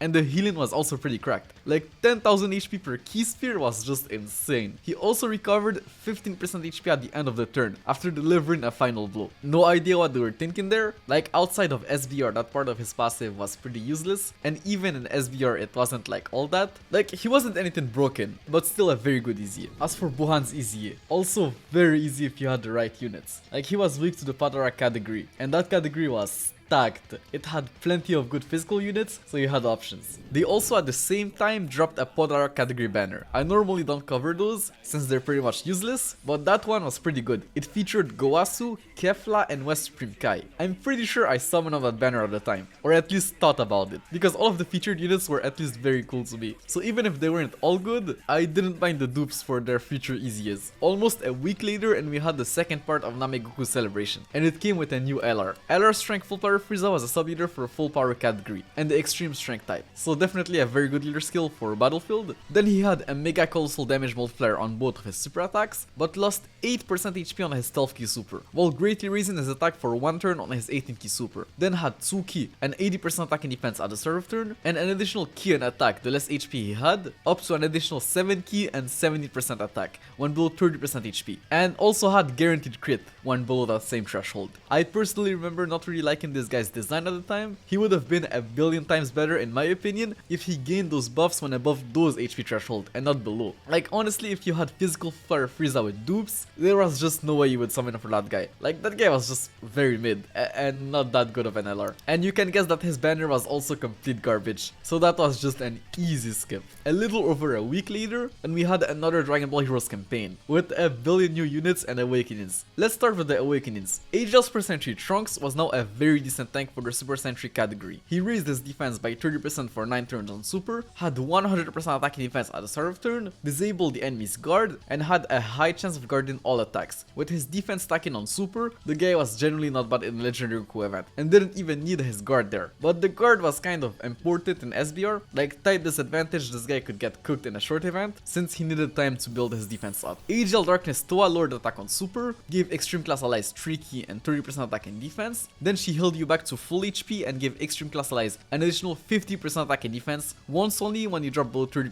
HP. So she was very good in SBR. Like that free Senzu was so helpful there, as well as her attack debuff on Super. And bro, 80% attack and defense, like this was the best super type buff in the game, even though you could only have it for 1 turn. Angel Baby Janemba massively lowered defense on Super, had 80% attack and defense, 50% dodge chance, and recovered 10% HP at the start of turn. So he had a very solid kit. He was generally very good in SBR, and was also a very good linking partner for LR Super Baby 2. He shared 4 links with him: Tech Great Saiyaman 3, raised Super Class Allies attack by 25% for 1 turn on Super, gained 17% attack and defense and 3% crit chance per Time Traveler's category ally of the team, lost 30% defense after receiving an attack, a debuff that was unfortunately calculated separately, which for the first time was actually a bad thing since it made him lose more than 30% defense, but he had counters and built-in crit chance, so he did a lot of damage and was a very fun unit to use. Personally, I remember getting him at 55% and the guy just couldn't take a hit, but I'm sure that if you had him with dupes, he could generally cook in SBR with some items. In Super Sentry Gohan was the offensive version of Trunks. He raised his attack by 30% for 9 turns on Super, had 100% attack and defense at the start of turn, and gained an additional 60% attack and defense on Super. A buff that was calculated separately for a total boost of 220% attack and defense. Actually, him getting some buffs on Super was even better than you'd think, because the Super Sentry category was led by Super Sentry Bardock, and that guy was also a support type unit. So with Bardock's support, the guy had 284% attack and defense post Super, which was just insane. And he was also LR Super Sentry Goku's best linking partner, sharing 5 links with him. So yeah, that guy was pretty good. In Kid Buu Babidi had a 50% chance of stunning the attacked enemy on Super, had 80% defense at the start of turn, gave all allies 40% defense when above 80% HP, then recovered 5% HP and gave all allies 3 key and 40% attack when below 80% HP. So he was like a reverse physical Kid Buu. But from what I remember, his link set was just complete garbage, and just him having his key restricted behind an HP threshold just wasn't great. Strength Sealess greatly lowered defense on Super, had 100% attack and defense on Super, gave Artificial Life Forms category allies 1 key and 20% attack, and Time Traveler's category allies 1 key and 20% attack. So the guy had a very decent base kit, but I remember people thinking that he was bad because he supported a category that he wasn't even in. Like that was a first at the time, but it didn't make him any worse. And anyways, he had a transformation and was way better transformed. He transformed starting from the 5th turn from the start of battle, fused Sealess, now massively lowered defense on Super, had 3 key and 60% attack and defense at the start of turn, and gained 120% attack and defense on Super, a buff that was calculated separately, for a total boost of 252% attack and defense post Super. So a very solid kit transform. Strength Super Paikuhan greatly lowered attack on Super, which was, like you already know, very good in SBR. Then he had 3 key and 80% attack and defense at the start of turn, launched an additional attack that had a 30% chance of becoming a super attack when facing only one enemy, and launched an additional attack that had a 50% chance of becoming a super attack when facing 2 or more enemies. So he clearly had a kit made for SBR. As for the new units, Zero Vegeta was a sub-leader for the Vegeta's family family category, so pretty decent. Then he stacked defense on super, so very good for the legendary Goku event, had 77% attack and defense at the start of turn, and gave Vegeta's family category allies 2 ki and 30% attack and defense. So his base kit was phenomenal, and he had the potential to be insane with a future awakening. I personally remember using him in the legendary Goku event, and he was very good there. I remember keeping him in rotation with like transferring Super Trunks, and they were definitely like a decent rotation there. Xenogoku was just the Goku's family counterpart of Vegeta, so he had a better leader skill and support, but he stacked attack instead of defense on super, so he couldn't really do much in the legendary Goku event, but still had some use in some easy events or Dokkan Battlefield. The celebration also came with a new story event, with 2 new free play units. Ams was actually very good from what I remember. He lowered attack and defense on super, had 50% attack and defense at the start of turn, gave extreme class allies 2 ki and 30% defense, and artificial life forms category allies 30% attack. Like with the support and attack debuff he had on super, he was actually one of the best free play units in the game for SBR. He could generally cook there. Great Saiyaman 4 was also pretty good. He stacked attack and defense on super, so you can guess that just with that he was a beast in the legendary Goku event. Then he had 50% attack and defense at the start of turn, gave super class allies 2 ki and 30% defense, and youth category allies 30% attack. That key he gave to super class allies was generally so useful, since you just didn't want to miss a super attack in the legendary Goku event. Like, you needed all the stacks you could get, so missing a super attack was actually very bad. The month of June ended with some teasers. The teaser for the next Battlefield LR, and the teaser of the next Dokkan Fest, which thanks to Global, we knew it was going to be LR Gohan and Goten. The month of July started with the Tanabata celebration, featuring the Global first LR Gohan and Goten. An LR that had a pretty controversial release on Global, but by the time they got to JP, everyone pretty much agreed that these guys were phenomenal. They introduced the Sibling Spawn category into the game, a category that even though was limited, was genuinely not bad. It had all of the Gotens and older Gohans, Dragon Ball Super Vegetas, Beerus, and Whis, and since Easy Attack Beerus and LR Beerus and Whis were still a very good rotation, having another team where you could run them on was pretty nice. But obviously the best part about that category was the fact that they let it for 4 ki. Like, this was a pretty huge deal, since the different characters in that category didn't really link that well together, but also because LR Gohan and Goten had key issues, so that additional key in their leader skill definitely helped. They also led the Goku's family category, which was just insane, since that was literally one of the best categories in the game. They then greatly raised their attack on both their 12 and 18 ki super attacks, which was obviously very good on an LR. Had 58% attack and defense at the start of turn, launched an additional attack that had a 30% chance of becoming a super attack, 1 ki and 10% attack and defense per attack performed, up to an additional 5 ki and 100% attack and defense. A buff that was actually calculated separately for a total boost of 216% attack and defense. This was just insanely huge on an LR, but it took some time for them to fully build up, so they were very good in the legendary Goku event. But honestly, you could even run them in SBR. You just had to be careful their first appearance, and then they were literally unstoppable in slot 2 or 3. Like, they were just an all-around very good unit. But like I mentioned earlier, they kind of struggled with ki. Like, the only ki link they had was Golden Warrior, a link that only gave 1 ki, but after a couple of attacks, it wasn't that much of an issue anymore. Like, they weren't like the LR Super Saiyan 4s who genuinely had no problem at all hitting their 18 ki super attacks, but they didn't struggle to the point that it was a big problem. They also had an active skill attack, but the problem is that it had a terrible condition. It could only be activated starting from the 3rd turn from the start of battle when below 59% HP, and when facing only one enemy. Like, active skill attacks were very good because of their utility in Super Battle Road, but with that active skill condition, it was literally impossible to see it in SBR, so you could only see it consistently in the legendary Goku event. But from what I remember, it just didn't do enough damage on that event, especially in the later phases. Like, MGI Goku was int, so it literally did like 0 damage to that guy, unless you had a crit. So this was kind of a letdown, especially since the animation were pretty good for a time. Like, nothing on the level of like Name Goku, but still pretty cool. LR Gohan and Goten also came with a new banner unit, a new Super Saiyan Gohan. He was a sub-leader for the Movie Heroes category, lowered attack on super, gave Movie Heroes category allies 2 ki and 40% attack and defense, and had 100% attack and defense against a Movie Bosses category enemy. The support type buff was very good though, and he was the perfect linking partner for the new LR with that new key support. Like, that was clearly what he was made for. But I remember not really understanding why he had all of his start of turn buffs held behind a Movie Bosses condition. Like, you almost never saw that part of his passive active in the difficult events of the time. But the support type buff was honestly just more than enough at the time for him to be seen as a very good banner unit. As for the new banner, it honestly wasn't the best banner. It featured in Dokkan Fest Goku, who was phenomenal phenomenal SBR and decent in the Legendary Goku event, Tech Full Powers percent for Goku, who was still very good on LR's percent for Goku's team, Physical Future Gohan, who was literally now better than ever thanks to the Legendary Goku event,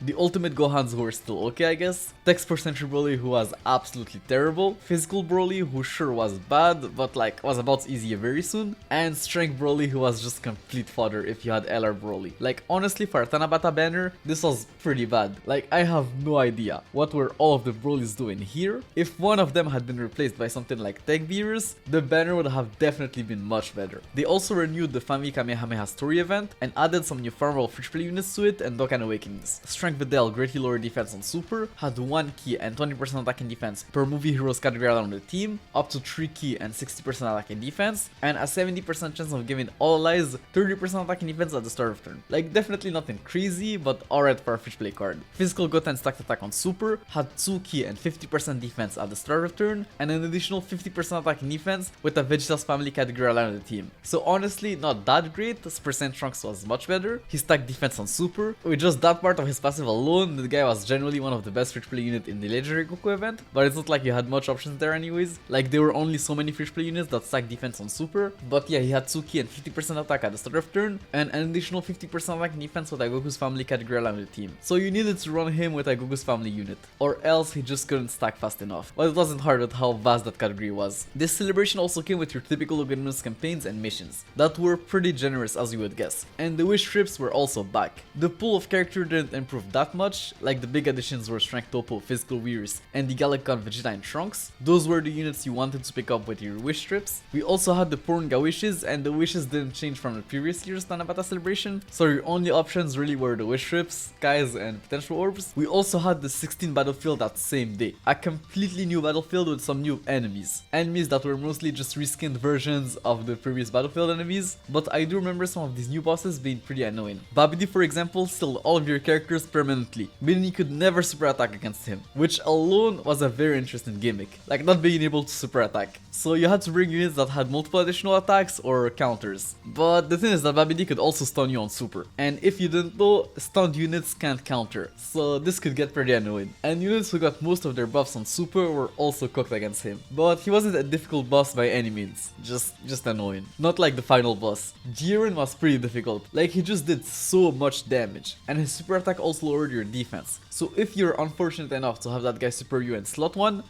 you were literally cooked. The game didn't have many slot 1 characters at the time, so getting supered in slot 1 was generally just the end for you. But thankfully he was in the universal Cerebral Saga category, so you could just bring Tech Caulifla and keep her in slot 1 to avoid that situation, but you know, with bad RNG, anything could happen. You could also lower his attack, so bringing characters that could lower attack was also good. But yeah, this was a difficult boss. As for the new battlefield LR Mecha Frieza and King Cold were sub-leaders for the Wicked Bloodline category, lowered attack on their 12 key super, raised Extreme Class Allies attack by 30% for 2 turns on their 18 key super attack, had 66% attack and defense at the start of turn, an additional 20% attack per Wicked Bloodline's category ally on the team, up to an additional 60% attack, and 9 key when facing a Super Saiyan category enemy. Like honestly, they were good, like a decent free-to-play LR, especially against a Super Saiyan category enemy, but they just weren't anything special. And the worst part was probably their cost. They were so expensive. Like 300,000 battlefield memory for a single copy was just ridiculous. And at 55%, you can guess that they were pretty mid. So by the time we could actually rainbow these guys, they were pretty much outdated, which is sad because that's actually such a cool LR. Like I think they should have been like a very good support type unit for the Wicked Bloodline category, or even just stack defense on super. This would have definitely made them not only better at the time, but also would have made them age better, especially with how limited they were. Like you could only run them on one team and they weren't anything special there. They then announced the next day that some of the units that awakened from the battlefield medals were going to easy later down the line. 3 days later, and they dropped the Tanabata banner, the first banner to feature 3 LRs, which at first glance looked insane, but in reality, the banner was pretty bad for veterans, since it had 20 featured units, and 16 of those units were very old units. But for a new player, that banner was genuinely pretty good, especially since they didn't break the race that year. The banner had a 5% featured SSR rate as per usual, but honestly the most notable thing about that banner was the fact that you could now pick up the LR Super Saiyan 4s with coins. Like,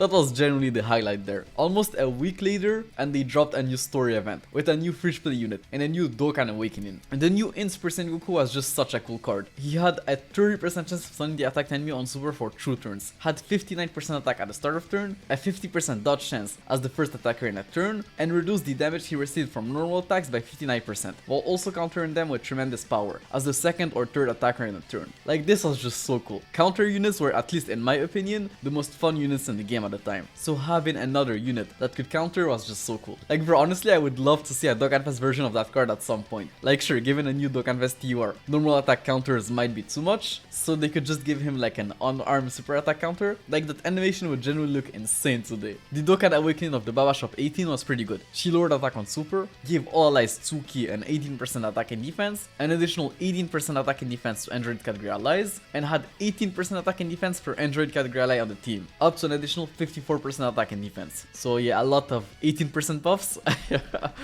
But yeah, she was a decent support type unit, and with how packed that category was with support type units, she just made that team even more fun to use. We also had the easy of physical Broly that same day. He now stacked attack and defense, which already made him a beast for the legendary Goku event. He then had 4 ki and 80% attack and defense at 8 or more ki, meaning this guy could super at 8 ki. He also had a guaranteed additional super attack, while also getting 2% crit chance, up to 40% crit per attack performed. Like, all of that coupled with the fact that he stacked attack and defense on super, just made him look insane.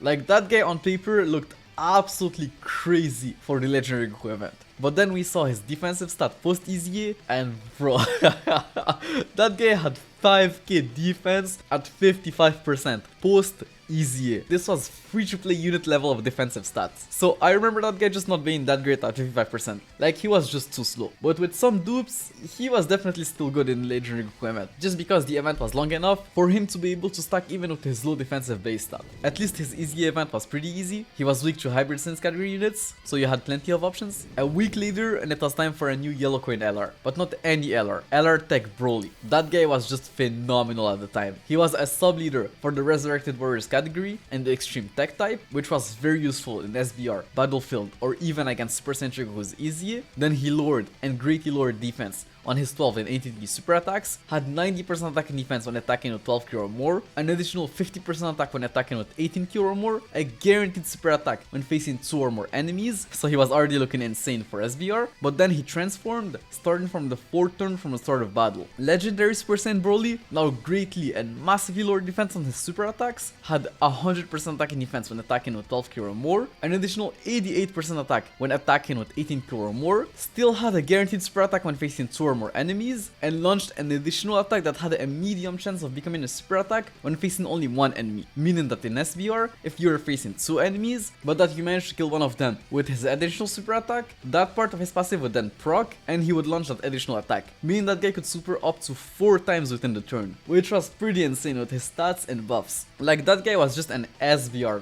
beast. But what really made that guy a fan favorite was his active skill. He could use it directly after transforming, and it gave him 24 ki and 48% attack for 1 turn. Above that was actually calculated separately, meaning that he had 326% attack his active skill turn. Like the attack stats that guy would launch, his active skill turns were just insane. Just something we had never seen before. Like, sure, he wasn't really that great in the Legendary Goku event, but he was just so insane in SBR, and just such a fun and cool unit to use. And his animations were just phenomenal too. Definitely some of the best in the game. His banner was also not bad for a yellow coin banner, like it featured all of the Dragon Ball Super Broly movie banner units. Like, obviously the banner still sucked, but it was still one of the best yellow coin banners we had seen. The next day, and they changed the icons of some story event medals. Unlike the last time with like Gustache medal, I really don't know why they did those changes this time around. The Broly banner also hit top grossing that same day. Crazy to think that LR Gohan and Goten didn't reach top grossing, but Broly did. Broly, who had a much worse banner, by the way. Like, I guess the Broly really was just him at the time. Like, that guy was, I guess, that hype. But yeah, they gave everyone 30 Dragon Stones and 3000 Tech type potential orbs. 3 days later, and they dropped the update 4.5.1. The update increased the limit of items you could hold on your box from 999 to 9999. This was huge at the time, because I remember my box getting filled with awakening medals, and it still is to this day. I think think they need to increase that limit again. They also increased the amount of gifts you could claim all at once, from 30 to 100, which I guess was good for players who stacked gifts for some reasons. Then they also added the 2x speed option in the menu. No idea how this wasn't a thing before, only being able to change it mid-battle could get annoying. They also made some adjustments to Android 13's Awakened Medals drop rates in the story event that same day. Those changes were actually pretty significant, because those medals had horrendous drop rates, and with his upcoming Easy, they definitely had to do something about it. 4 days later, and it was already time for another world tournament. It came with some new cards and awakenings. Ageless Person Gohan was pretty good. He had a 30% chance of stunning the attacked enemy on Super for 2 turns, 70% attacking defense at the start of turn, and gave Super Classalized 2 key and 30% attack. So yeah, a very solid card for Battlefield or even SVR. Int Tien was an interesting card. He raised his attack and defense by 30% for 9 turns on Super, launched an additional attack that had a 50% chance of becoming a super attack, had a 70% chance of launching an additional attack that also had a 50% chance of becoming a super attack, 10% attack in defense per Dragon Ball Saga category on the team. Like that guy on In Goku's team could generally put up some decent numbers, both offensively and defensively. Like with some RNG, that guy was genuinely a viable option in the Legendary Goku event. But I personally never used him, simply because I don't think I've ever run a full OG Dragon Ball team, as crazy as this might sound. As for the new World Tournament reward card, Int Percent Gohan was okay, like he stacked attack on Super, had 80% attack and defense at the start of turn, and gained 2 key and 50% attack when facing an Android category enemy. Like a very basic kit that wasn't anything crazy. They then teased the upcoming Dokkan Fest the next day, and it looked like the month was going to end with a new Dokkan Fest Piccolo. His celebration was out 2 days later, and it was pretty packed. Dokkan Fist Piccolo was out the next day, and he was a transforming unit. Physical Piccolo was the first proper leader for the Namekian category, which honestly changed nothing since that category was just filled with Piccolo units, but you could only run one of them at a time, because don't forget that this was before the same name update. But he also did introduce a new category. The Worthy Rivals category was pretty interesting. Like the most notable thing here was that it featured all of the Vegeta cards, so that team was generally just a different variation of the Vegeta's family. Not the greatest category ever, but the game had so many good Vegeta cards at the time that it wasn't the worst either. As for his kit, the guy stacked defense on Super and base, so just with that he was already good for the Legendary Goku event. Then he had 100% attack and defense at the start of turn, while also being able to see enemy super attacks, and recovered 7% HP when below 77% HP at the start of turn. Like bro, that guy had an unconditional Scalder. This was just ridiculous. Like this is ridiculous even by today's standards, so you can imagine how OP that was at the time. He was definitely one of the best units in the game for the Legendary Goku event. He could then transform starting from the 4th turn from the start of battle when above 70% HP and with another Namekian category ally on the team, which sounded bad at first, but since it counts the friend Piccolo friend, the condition was definitely alright. Transformed, Piccolo now greatly raises his attack by 50% for 1 turn on Super, while also having a 50% chance of stunning the attacked enemy for 2 turns, something that was actually pretty useful, since you could only see his transformation deep into a fight. Then he had 120% attack and defense at the start of turn, 40% damage reduction, recovered 10% HP when below 77% HP, and still kept his Scalder, which was just insane. Like, like bro, that guy was literally invincible in WOG events. Like he was definitely overkill defensively. I wish they had just traded some of his defensive capabilities for more offense. Like sure, he had 10 to 40% crit chance depending on the amount of HP he had left, but I don't know, like after a couple of stacks, that guy just couldn't get touched in the Legendary Goku event, especially transformed, so more offense would have been good, but that guy was still phenomenal nonetheless. Piccolo also came with a new nail banner unit, and that guy was insane. He stacked attack and defense on Super, had 100% attack and defense at the start of turn, an additional 100% attack and defense with a Piccolo ally on the team, 10 to 77% damage reduction depending on the amount of HP he had left, and launched an additional super attack as well as having guaranteed crits when facing a Wicked Lion enemy. So this guy was just very good in the Legendary Goku event, and absolutely cracked against a Wicked Lion category enemy. Like there were speculations at the time of like a future Frieza Legendary Goku event, something that came honestly way too late, but honestly if that event had came earlier, this guy would have definitely been a beast there. Piccolo's Dokkan event also came with a new Dokkan Awakening of the Icarus Kid Gohan. He had a 30% chance of stunning the attack enemy on Super, 1 key, 120% attack and defense with a 15% dodge chance at the start of turn, an additional 3 key, 30% attack and 50% dodge chance as the first attacker in a turn, an additional 1 key, 10% attack and 30% dodge chance as the second attacker in a turn, and a free Senzu, 200% attack and guaranteed crit, once only when dropping below 30%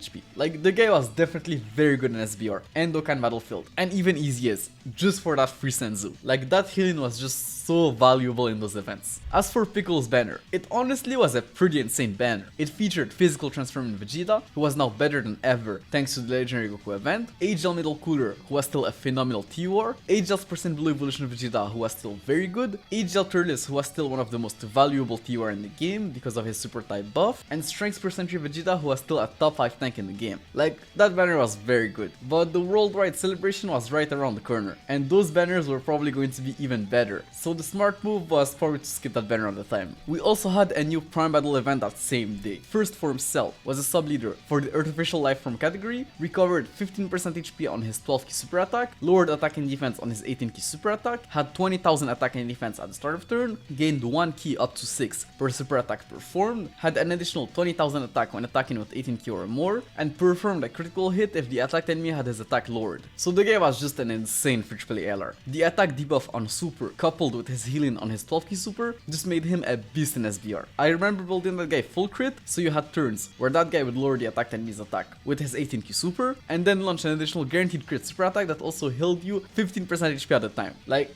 this was just insane. We also had a new story event with a new free play Vegeta. It was clear that this guy was going to get an awakening pretty soon, and since he wasn't on the pure same category, people speculated at the time that he was maybe going to Dokkan Awaken into some sort of Vegeta and Trunks combo card, which was definitely hype. The last thing we had that day was the new EZA for the units that awakened from the Battlefield medals. So yeah, the EZA that was announced earlier that month. 7 new EZAs. HL's percent true Vegeta was probably the best card here. He raised his attack and defense by 30% for 6 turns in super, had 90% attack and defense at the start of turn, and gained 15% defense per attack received, up to an additional 60% defense. A buff that was calculated separately, for a total buff of 204% defense when fully built up. Like, that guy was just a beast defensively. Like, with a couple of super attacks, he was just a wall, and could definitely hold his own in the Legendary Goku event, as well as Super Battle Road. Tech Nuova Shenron was okay, like he gained 50% attack for 6 turns on super, had 3 key and 90% attack and defense at the start of turn, and gave Shadow Dragon Saga category allies 30% attack and defense. Like, he wasn't anything crazy, but the Shadow Dragon Saga team had so few units that this guy was generally a decent option on that team. Tech Android 13 greatly lowered defense on super, had 4 key and 80% attack and defense when attacking with 8 key or more, and an additional 30% attack and defense with 3 or more Android category allies on the team. So the guy was essentially just stats. So nothing amazing, but I guess okay for a fish play card. Int Middle Cooler was very good. He massively lowered defense on super, had 50% attack and defense at the start of turn, gave all allies 30% attack, and extreme class allies 3 key and 40% defense. Like, he was a very decent support type unit.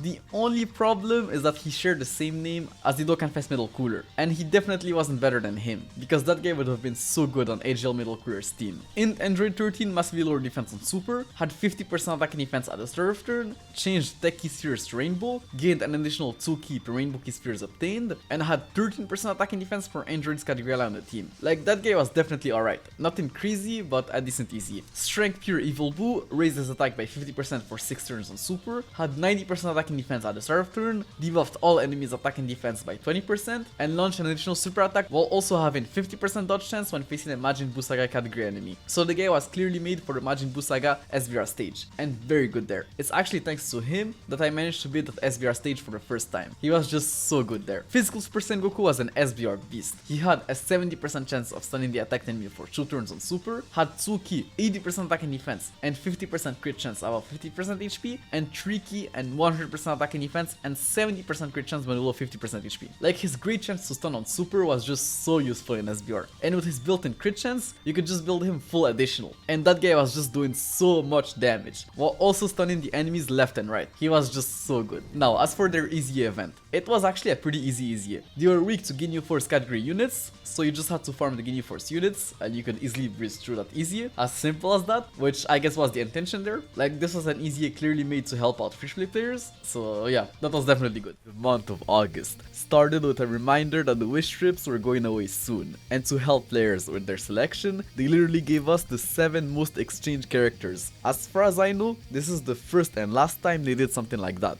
But yeah, those were literally the characters you would expect. Characters I literally mentioned in the previous video. The only problem with that list is that it didn't include the new EZAs, since by the time those guys were out, most players had already used all of their wish trips. 3 days later, and JP received 17 Dragon Stones for their contribution to Global's anniversary campaign. I forgot to mention it in the previous video, but JP could help Global players defeat Omega Shenron by using stamina, just like how Global players could help JP players do the same thing during their anniversary. Strength Cell got his EZA the next day, and from what I remember, the guy was pretty good. His 11k AO super attack now had a better damage multiplier and also restored 10% HP, which was very good. He then had 100% attack and 50% defense at the start of turn, an additional 30% attack and defense with 6 or more key spheres obtained, and reduced all enemies attack and defense by 20% when facing 2 or more enemies. So the guy was actually very good in SBR. I remember people debating if his tech counterpart was actually better than him, and it's true that with the right amount of key spheres, he was better than this guy stat wise, but I feel like Strength Cell was more consistent in SBR. Like, they were both good in SBR, so it was just a matter of personal preference, and which one you had with the most dupes. One thing that wasn't debatable was that this guy was better in the Legendary Goku event, since he stacked attack and defense on both of his super attacks. As for his EZA event, he was weak to Future Saga category enemies, a category that from what I remember, didn't have many AGL options at the time, so it could get rough if you wanted to use a Future Saga team, but the Mono AGL team was so good at the time that you could genuinely just brute force the event with it. 3 days later, and they teased the upcoming 300 million download celebration livestream, which was very hype.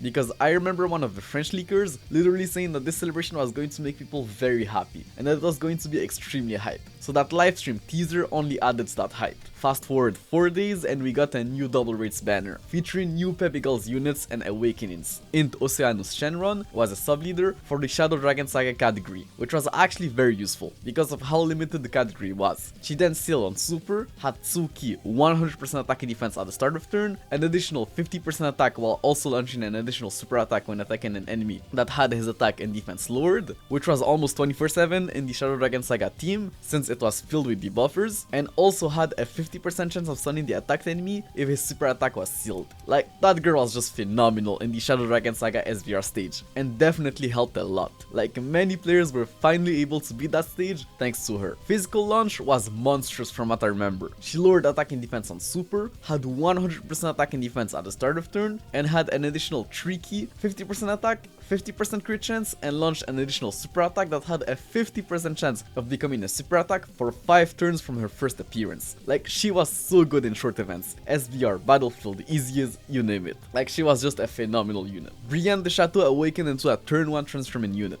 a mechanic that they literally almost never reused again. And that's probably for the best, since her transformation can't be skipped to this day, making that unit very annoying to use. But that mechanic had so much potential at the time, especially since this was before the same name update, so this mechanic could have allowed us to run units of the same name on the same team, turn 1, and the first card that came to mind at the time was Vegito Blue. Like a base Vegito that transforms into Vegito Blue turn 1. Honestly, I think this is something they can still pull off today. Just give us the option to skip the transforming animation and we're good. But yeah, that new Brienne transformed turn 1 and 3 Brienne. She was now a sub-leader for a transformation boost on top of the Pepe Girls category, which was very good. She then sealed on super, had 120% attack and defense at the start of turn, an additional 10% attack and defense and debuffed all enemies, attack and defense by 10% per Pepe Girls category ally on the team, and gave Pepe Girls category allies 2 key and 30% attack and defense. Like, this Brienne was just so good in SBR and Battlefield, and just turned the already easy Pepe Girls SBR stage into a complete joke. Physical Chi-Chi had a 50% chance of stunning the enemy on super, 250% attack when attacking with 12 key or more, lost 50% attack for 3 turns after receiving an attack,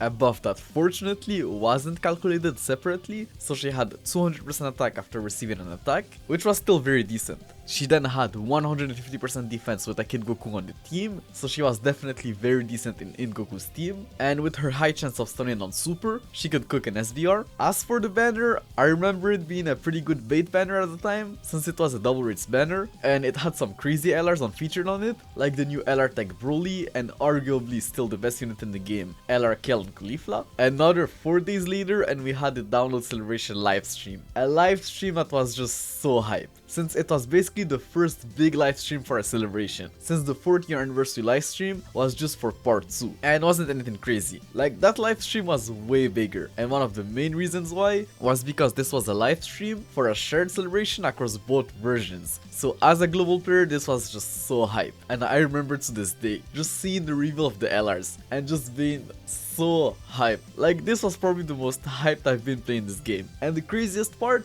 is that I thought they were just going to be the TURs, since they only showed the transformed LR arts, and transforming Goku and Frieza also had the same LR shading art style. So you can imagine how crazy hype I was once I discovered that they were actually going to be LRs. Like, you just had to be there. This was just something else. 2 days later, and it was time for the 300 million download countdown celebration. It started with a little Twitter campaign where we had to answer daily mystery quizzes on Twitter. Your typical login bonus campaign with tickets, daily missions for more tickets, a comeback campaign for returning players, a new wallpaper feature which was very cool at the time, like finally being able to have a different background than the default Scalder background we were used to was quite refreshing. As for the annual ticket banner, it was actually pretty good. It featured every single Dokkan Fest TUR that released before the previous Worldwide Celebration TURs, including transferring Goku and Frieza, who are now actually better than ever thanks to the legendary Goku event. And since they gave us tickets for free like every year, we just couldn't complain. 2 days later, and they added new stages to the previous month's Cell Saga story event, which came with the awakening of the free-to-play Vegeta, and he awakened into what we were expecting, a Vegeta and Trunks combo card. But what we didn't expect is that guy to introduce a new mechanic,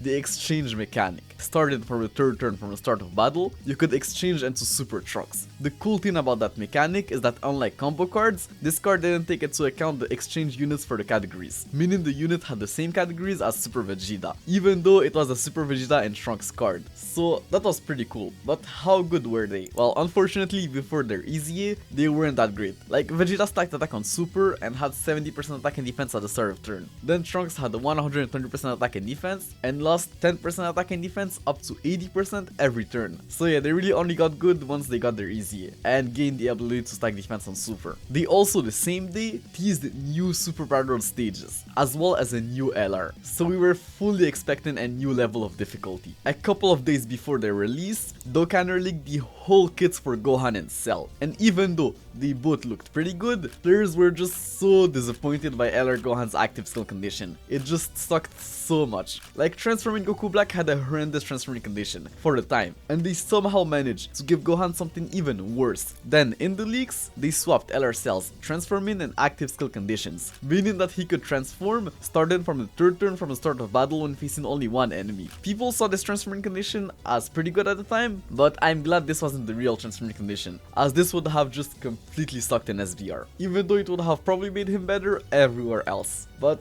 yeah, Cell and Gohan were just completely cracked, transformed. And Gohan was a legendary Goku event killer in base. I'm pretty sure one of the French leakers even said that the banner unit Android 16 was going to be AGL, helping Gohan's transforming condition. Man, if only that were true.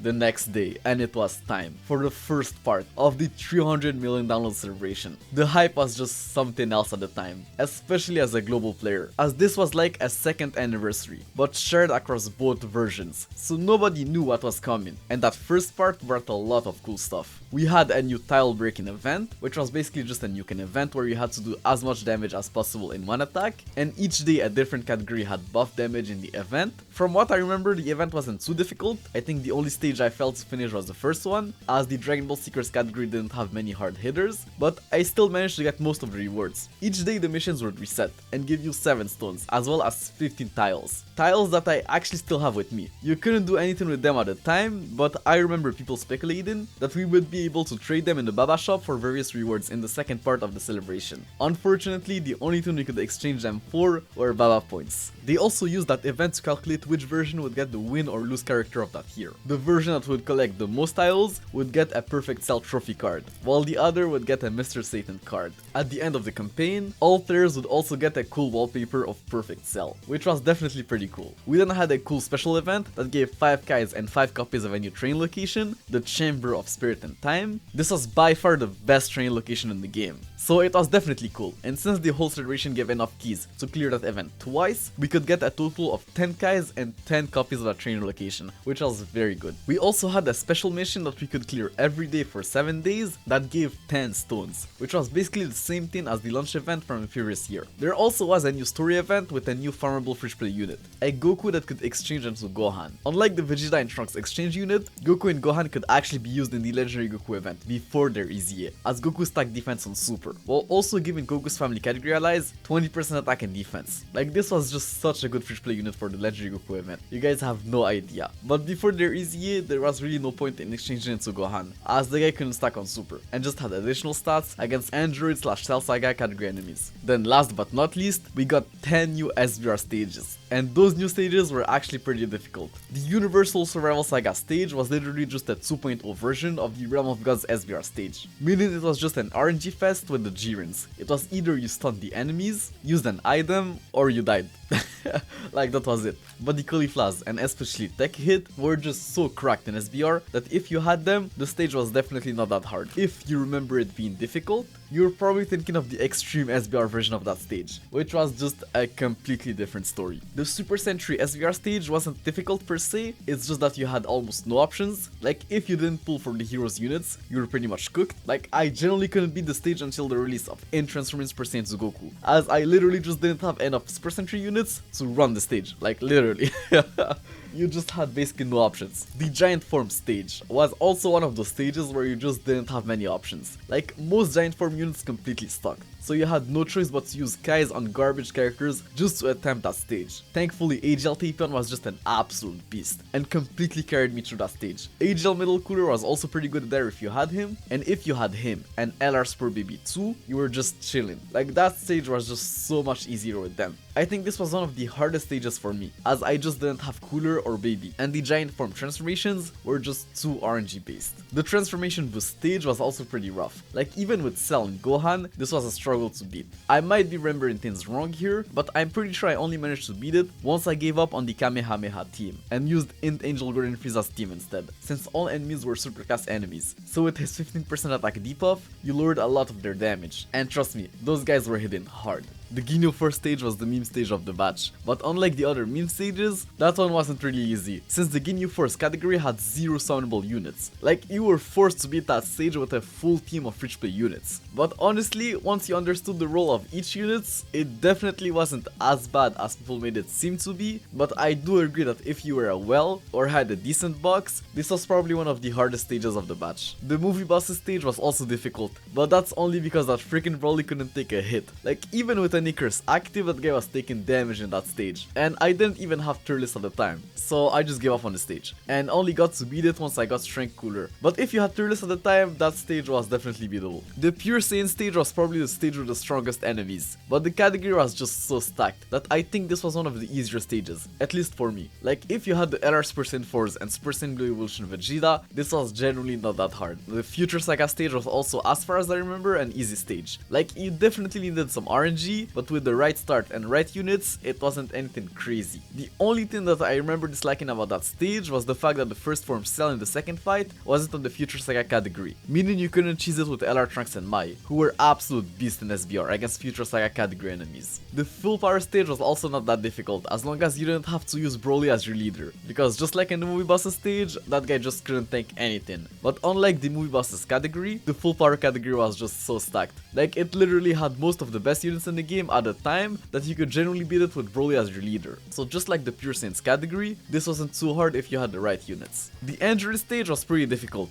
I'm pretty sure this is one of the last stages that I managed to beat, and it was just because I didn't have enough good Android units. If you had all of the best Android characters, yeah, it was probably pretty easy. Like in the end, all of those stages were around the same level of difficulty. The only big difference were really the categories and the amount of good characters they had. Like if you had every unit in the game, you could easily beat all of the new stages day one. Unlike the first batch of SVR stages, who were for the most part impossible to beat on release. Those new stages also came with a new LR. LR Goku and Bulma were definitely not a bad unit. They gain stats per units in Dragon Ball Seeker's Youth or Dragon Ball Saga categories, and with the amount of overlap those categories had, it wasn't difficult to have a team full of units who had all three of those categories. They also gained Ki or Joint Forces units on the team, so that was good. I don't really remember that unit struggling for Ki, and since they stunned on both their super attacks, they were generally not bad in SBR or Battlefield. I'm just not exactly sure what they were thinking with their leader skill. Like the previous LR gave 3 Ki and 100% HP attacking defense to all types, and them they gave 20% more stats but to the youth category, not the craziest category. Like it was still a decent leader skill for a free to play LR, but just not as good as the previous LRs, like relative to their time of release. Like bro, Gohan and Goku's leader skills were just pretty insane for their time. The next day we had the Dokkan event teasers for Gohan and Cell, who were then out the next day, and even though they had some questionable design choices, the hype was just through the roof, and they were definitely very good.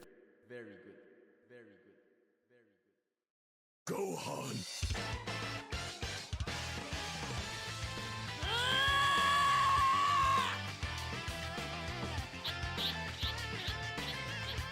You're gonna pay for everything you've done!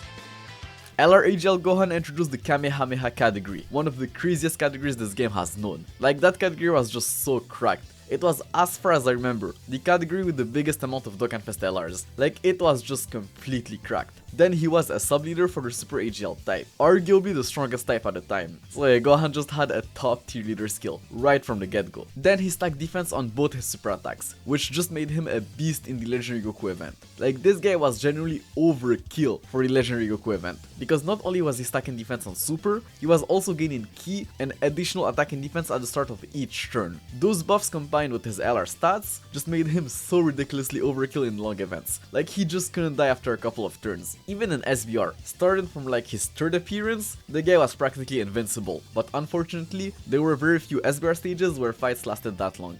And bro, if you somehow were able to get his transformation out, Super Saiyan 2 Gohan was probably the strongest card this game has known. Like this guy was just so far and away ahead of his time offensively, you have no idea. Next to a Super Saiyan Goku, this guy could effortlessly launch 10 million plus super attacks. It was just insane. And since all of the defensive stacks carried over into his transformation, he was also practically invincible, at least post super. Like this guy just cooked the Legendary Goku event. Cell's leader skill on the other hand wasn't as crazy, like it was still pretty strong. The Android slash Cell Saga category was nothing to laugh at, and the Extreme Int type had some pretty big powerhouses, like Int Janemba. I actually remember people saying that his leader skill was just there to make you summon for both of them, as Gohan had a way easier time transforming on Cell's team, and Int LR Cell was literally the best, and probably only option you had if you wanted Gohan to transform on his own team. But the problem is that Cell wasn't that great outside of SVR, at least in base. Like this guy was seen by most players as the worst Dokkan Fest LR at the time. He didn't have any crazy super attack effects, only 80% attacking defense at the start of turn, with some additional defense the more HP he had left, up to 80%, and 1 Ki and 20% attack per existing enemy. So outside of SVR, that guy just did no damage. But in SVR, that guy was just a beast, especially with his transformation. When below 30% HP, he transformed into Perfect Cell, who was an absolute beast, while also healing you to full HP. Perfect Cell was just a monster. He lowered attack on his 18 Ki and massively lowered defense on his 12 Ki, both effects that were pretty decent in SVR. Then had 4 Ki and 120% attacking defense at the start of turn, a free Senzu, and additional buffs per number of Ki spheres obtained. Buffs that were actually calculated separately. So with 8 Ki spheres obtained, that guy had 252% attack and 208% defense. So this was just so insane. Like this was just so cracked on an LR. Like he wasn't hidden as hard as LR's percent to Gohan, but it was way easier to see this guy than LR's percent to Gohan. Also, I just want to add that this guy released before the link level update, so a lot of his links were just complete garbage at the time. Like all of the cells got much better with the link level update. Like they looked like completely different units. As for their banner units, the AGL Stealth Juniors were not bad at all. They were sub-leaders for the Artificial Life Form category, not bad for Battlefield. They then lowered attack and defense on Super, also not bad, had 100% attack and defense at the start of turn, an additional 10% attack per Artificial Life Form category ally on the team, and launched an additional super attack with a perfect cell in rotation. The unfortunate part is that it didn't include the physical LR cell. I remember this being a pretty big deal at the time, as it just didn't make any sense whatsoever and was just so annoying, but other than that, they were a pretty good banner unit. Int Android 16. Just the fact that this guy was Int tilts me to this day. If he had just been AGL, things could have been so different. But yeah, the guy just sucked because he was meant to be ran next to Gohan, but shared no links with him. So if you were running that guy, it was as a floater. But the only good Cell Saga Gohan the game had at the time was the LR, and you couldn't run this guy on Gohan's team. So you had to be stuck with him on rotation with no Gohan. So there was at least one rotation where you had to be stuck with him with no Gohan next to him. And that guy basically had no passive without a Gohan next to him. Like a high chance to guard was just a joke, even at the time. No idea what the hell were they thinking when they designed that guy. Just an absolute joke. If only he was AGL. He could have fit under Gohan's leader skill and probably been one of the best banner units in Dokkan history. Now, as for the new banners, Gohan's banner on JP featured Tech transforming Trunks, who was still a legendary Goku event monster, and actually not bad in the Future Saga SVR stage. AGL Gogeta Blue, who was still an amazing TUR, transforming Goku, whose SSR is still a legendary Goku event monster, MVP 17, who was like a top 5 most valuable TUR in the game, in Super Sentry Bardock, who was a must for the Super Sentry SVR stage, and Tech Vegito Blue and the Ultimate Gohans, who weren't all that anymore, but not that bad. Like Vegito Blue could still cook in the Legendary Goku event, with some dupes and RNG. On Global, Tech Transforming Trunks was replaced by Physical Transforming Vegeta, who I guess was also good in the Legendary Goku event, just not as good as Trunks, so this was definitely a downgrade. As for Cell's banner, on JP it featured AGL Transforming Zamasu, who was an SVR beast. Physical Dragon Ball Super Broly, who was just a joke by that point, like honestly, that guy just couldn't take anything in SBR. In Transforming Goku Black, who was good in the Legendary Goku event and not bad in the Future Saga SBR stage, like he could cook in his second fight against First Form Cell. Tech Transforming Frieza, who like Broly couldn't take anything in SBR, Strength Rose, who was definitely still decent in SBR thanks to his debuff, and his goaded partner LR Tech Rose and Zamasu, Strength Cell, who just had his easy A, so pretty decent, Tech Cell was also not bad, and Physical Goku Black, not that great on GP, but pretty decent on Global. And on Global, AGL Zamasu was replaced by Strength Transforming Buu, an even worse downgrade than Gohan's banner. GP hit Top Garson the very same day, so they gave everyone 30 Dragon Stones, and 2000 AGL and Int-type potential orbs. Then the next day, they gave both versions 50 stones as 7 different countries reached top grossing. The next month, NJP got even more top grossing rewards, 100 stones and 3000 potential orbs of each type to all players, which was just insane. They also revealed the winners of the title campaign, and as you would guess, the JP version of the game won, so they got the perfect cell card. The next day, the global top grossing rewards were out,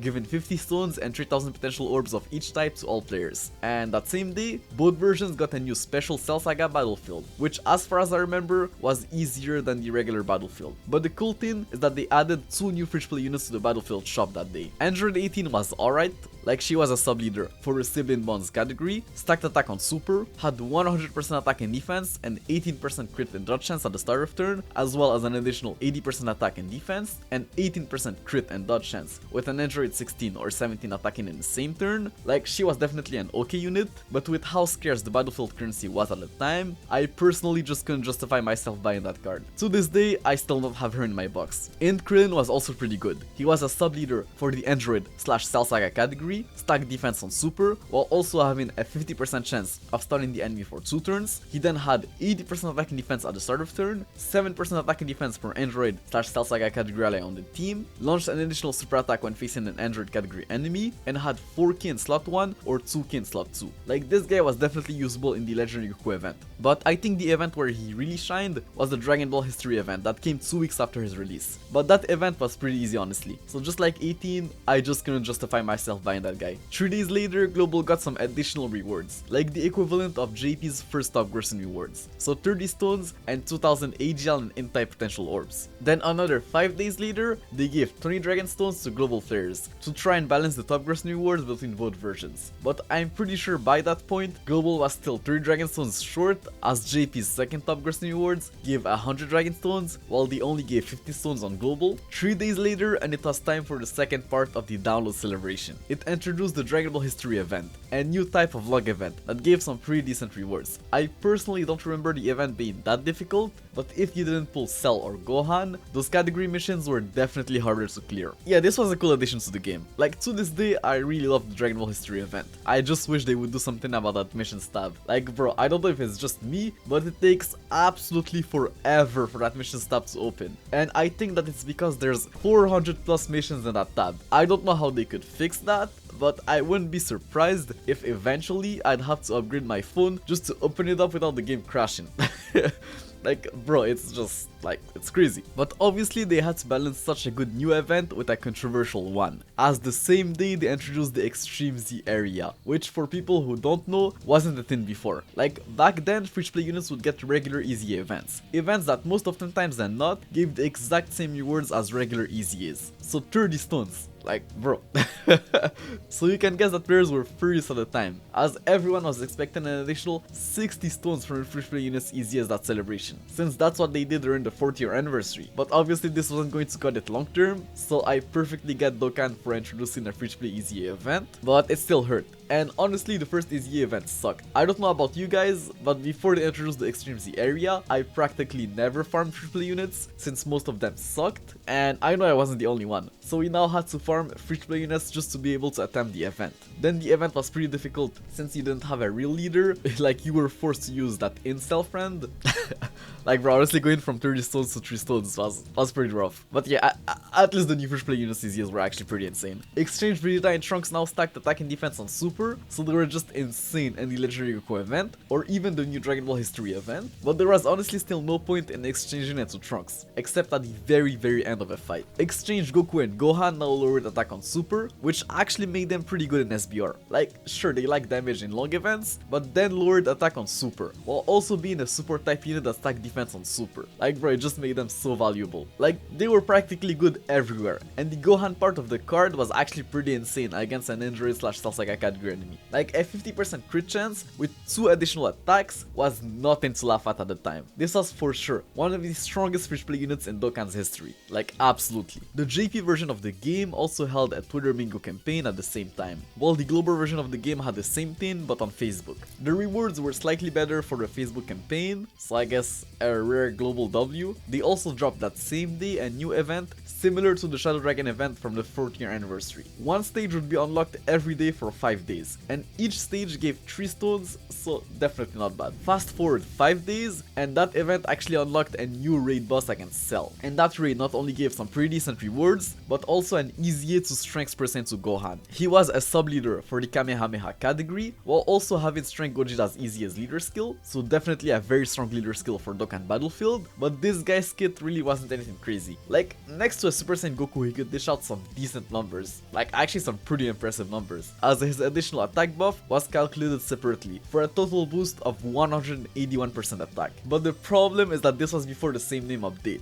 and as far as I remember, he wasn't better than his LR counterpart, LR Gohan, who by the way got a super attack revamp that same day. They completely remade his 18 key super attack, and bro, that new 18 key just looked so much better than the previous one. And with the new AGL Gohan's new Kamehameha leader skill, it really felt like Int LR Sports Senzu Gohan was a whole new unit. It's really unfortunate that they stopped revamping old unit super attacks, but I perfectly get it. Like, business wise, it just makes more sense for them to release a new version of that unit with brand new animations, than to just give those animations to an old character completely for free. Oh, and Gohan was featured on a new banner alongside a brand new LR. Everyone and their mothers were expecting a new Bye Guys Goku as a part 2 LR, because of a new Super Saiyan Goku asset from one of the new story events, if I remember it correctly, and also because of AGL Super Saiyan 2 Gohan's Super Saiyan Goku condition. I remember people even speculating that this new new Goku was not only going to have a new leader skill, where we'd be able to run both Gohan and Android 16 on the same team, but also an active skill that would drop our HP below 58%, fixing Gohan's bad active skill condition. Like bro, just imagine if they had actually done that. This would have probably been one of the most goated celebrations in Dokkan's history. But nah, instead we got a new LR Android 17 and 18 unit that exchanged into Android 16. The new LR was absolutely phenomenal. They were actual leaders for the Android category and sub-leaders for the extreme physical type, then lowered attack on both their super attacks, which was very good for SBR, then they had a medium chance to dodge at the start of turn and gave Android's category allies 2k and 40% attack,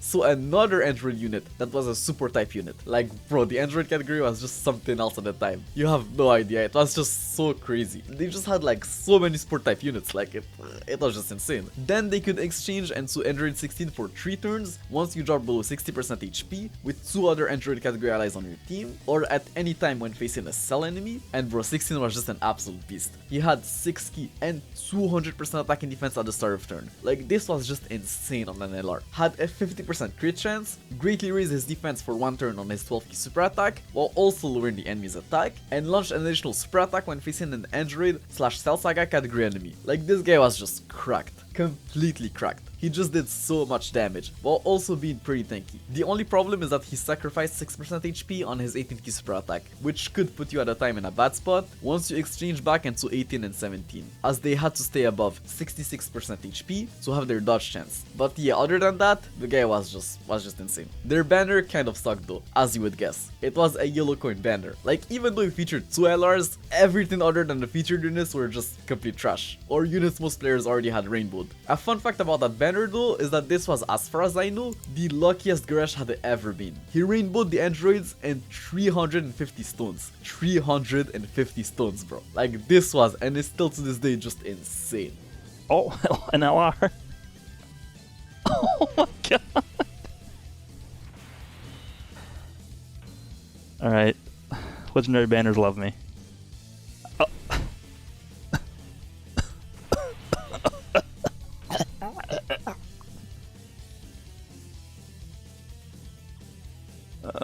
Okay.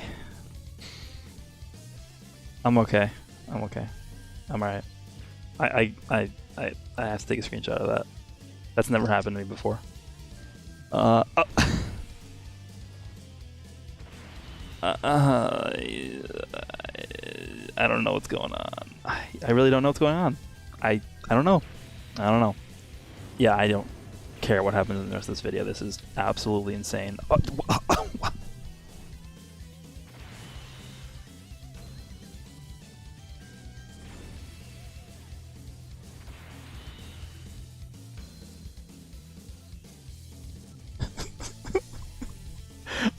going on?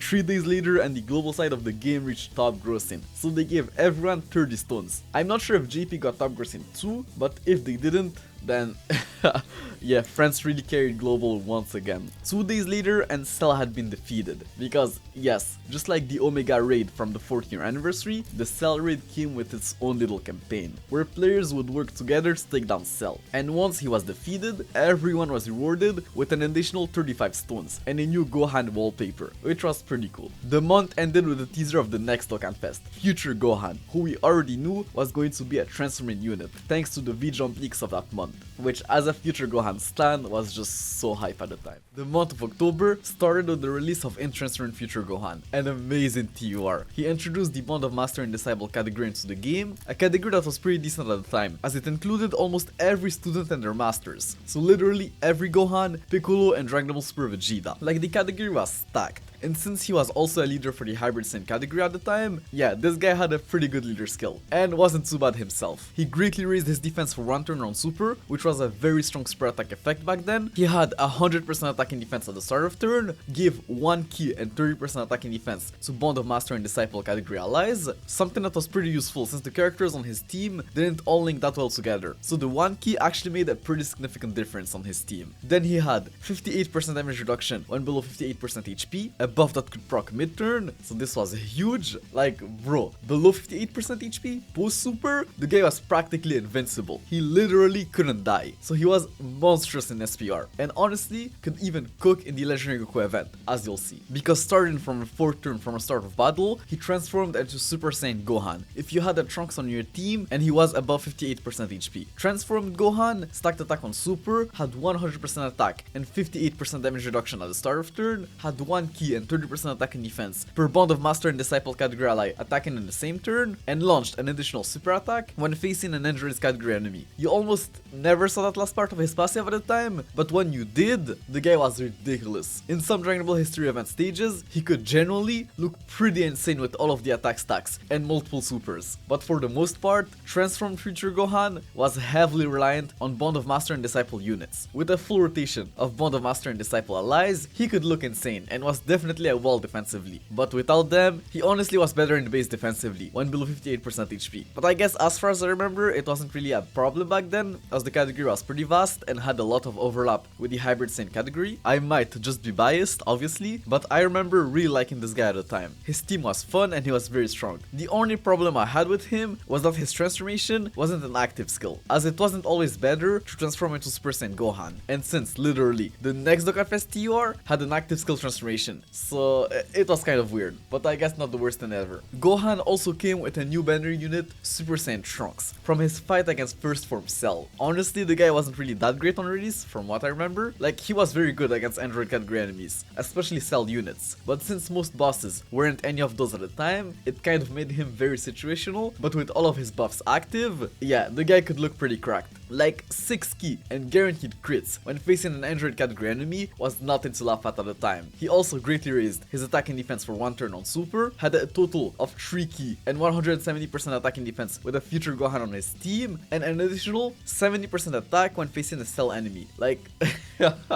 bro, with all of his conditions active, he could definitely cook. But like I said, he had a very niche use. Also, I have no idea what they were thinking with this guy's name. In what world did this guy share the same name as the Dragon Ball Super Trunks? He should have had a different name. Like, honestly, the Trunks' names in this game are still a whole mess, but it was worse back then, as this was before the same name update. And the Strength Rage Trunks, who shared the same name as this guy, was much better in almost every scenario, so the guy was essentially dead on release, unless you were facing an Android or Cell enemy. As for Gohan's banner, it honestly wasn't the greatest. It featured Tech Hit, who was only good in SBR, Strength Transform Boo, who was only good if you were able to get Boo Piccolo out, otherwise he was mid or straight trash, Physical Future Gohan, who was very good in the Legendary Goku event, Physical Super Vegito, who was literally worse than his older Dokkan Fest counterpart by that point, and Int UI Goku, who just wasn't all that anymore. I still summoned as a Future Gohan fan, but yeah, the smart choice was for sure to skip.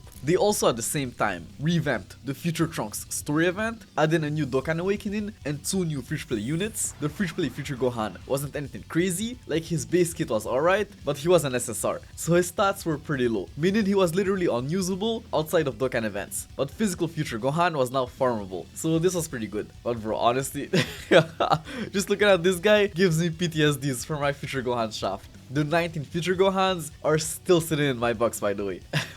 I don't know if I'll ever recover from that shaft, bro. Just absolutely brutal. On the other hand, the Future Androids were pretty good. They both stacked attack and defense on Super, had additional buffs when paired together, and launched an additional super attack when facing a Hybrid Saiyan category enemy. Like, they were genuinely insane cards for a Dragon Ball History event, and could cook in the Legendary Goku event. Some of the best free-to-play units they ever released. The next day, they announced that the legendary campaign for LR Strength Vegito Blue was on the way, and just like Trunks, you needed to have him fully maxed out before the beginning of the campaign to get all of the rewards, which was definitely much easier. Vegito Blue's grind was bad if you were a newer player, but if you had played for some time, it was definitely a less tedious grind than any of the Prime Battle LRs without the category bonuses. They also announced at the same time that Prime Battle events would now be available throughout the week, and not just during the weekends, which was a pretty big deal if you wanted to farm LR Prime Battle Trunks. 4 days later, and there were rumors that Gogeta Blue was going to be one of the 50th anniversary headliners, as it was leaked that the Dokkan Gogeta Blue figurine was going to release in February, and I remember Truth saying this. I mean, I'm gonna tell y'all right now, they dropped this guy as, you know, him and, I don't know, LR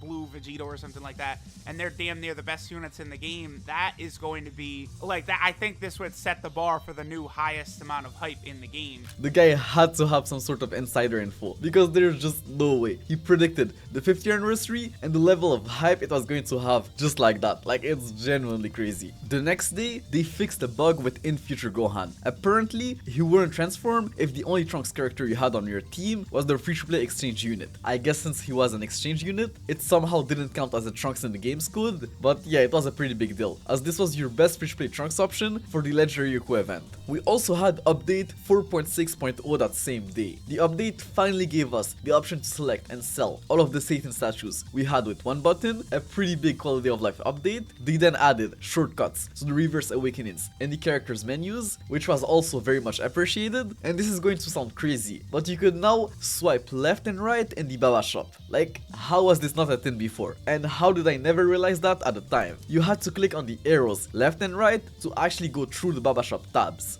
You couldn't just swipe left or right on the screen. That's just crazy to me. The game was really different back then. The update also added the label and search functions to Dokkan Battlefield, which was definitely very useful if you wanted to use the tag feature to make your Battlefield teams. Like, if you were using category teams, this could generally be a good way to keep track of things. With this update also came brand new summon animations, with the most notable ones being the Goku Black Rift, the Whis 3-round animation, the long Kamehameha, and obviously the Zeno animation. It's really been that long. I don't know why, but in my mind, those animations were pretty new and recent, but I guess just time flied by this fast. But what's crazy is that this is the update that added the Blue Goku summon animation, a summon animation that they just forgot about and literally never used. The next day, Vegito Blue's legendary campaign was out, with your typical legendary campaign stuff, like the Hidden Potential System event, multiplied EXP in the story mode, and obviously more Podara medals in the Baba shop to help newer players who didn't have many fierce battle units to awaken LR Vegito Blue. But what was interesting here is that they also fixed a bug where the next story mode area wouldn't unlock if you didn't clear all of the stages on the same difficulty level. I literally had no idea this was even a thing, and that's probably because, like most people, I always ran the story event stages on the highest difficulty. So yeah, that's probably why. We also had a new Extreme Z area, this time given an easy to in future Trunks. The easy area, as far as I remember, was pretty bad, as the units you could use were not that great. You essentially needed to start the turn with both the future androids on rotation, or else you were cooked.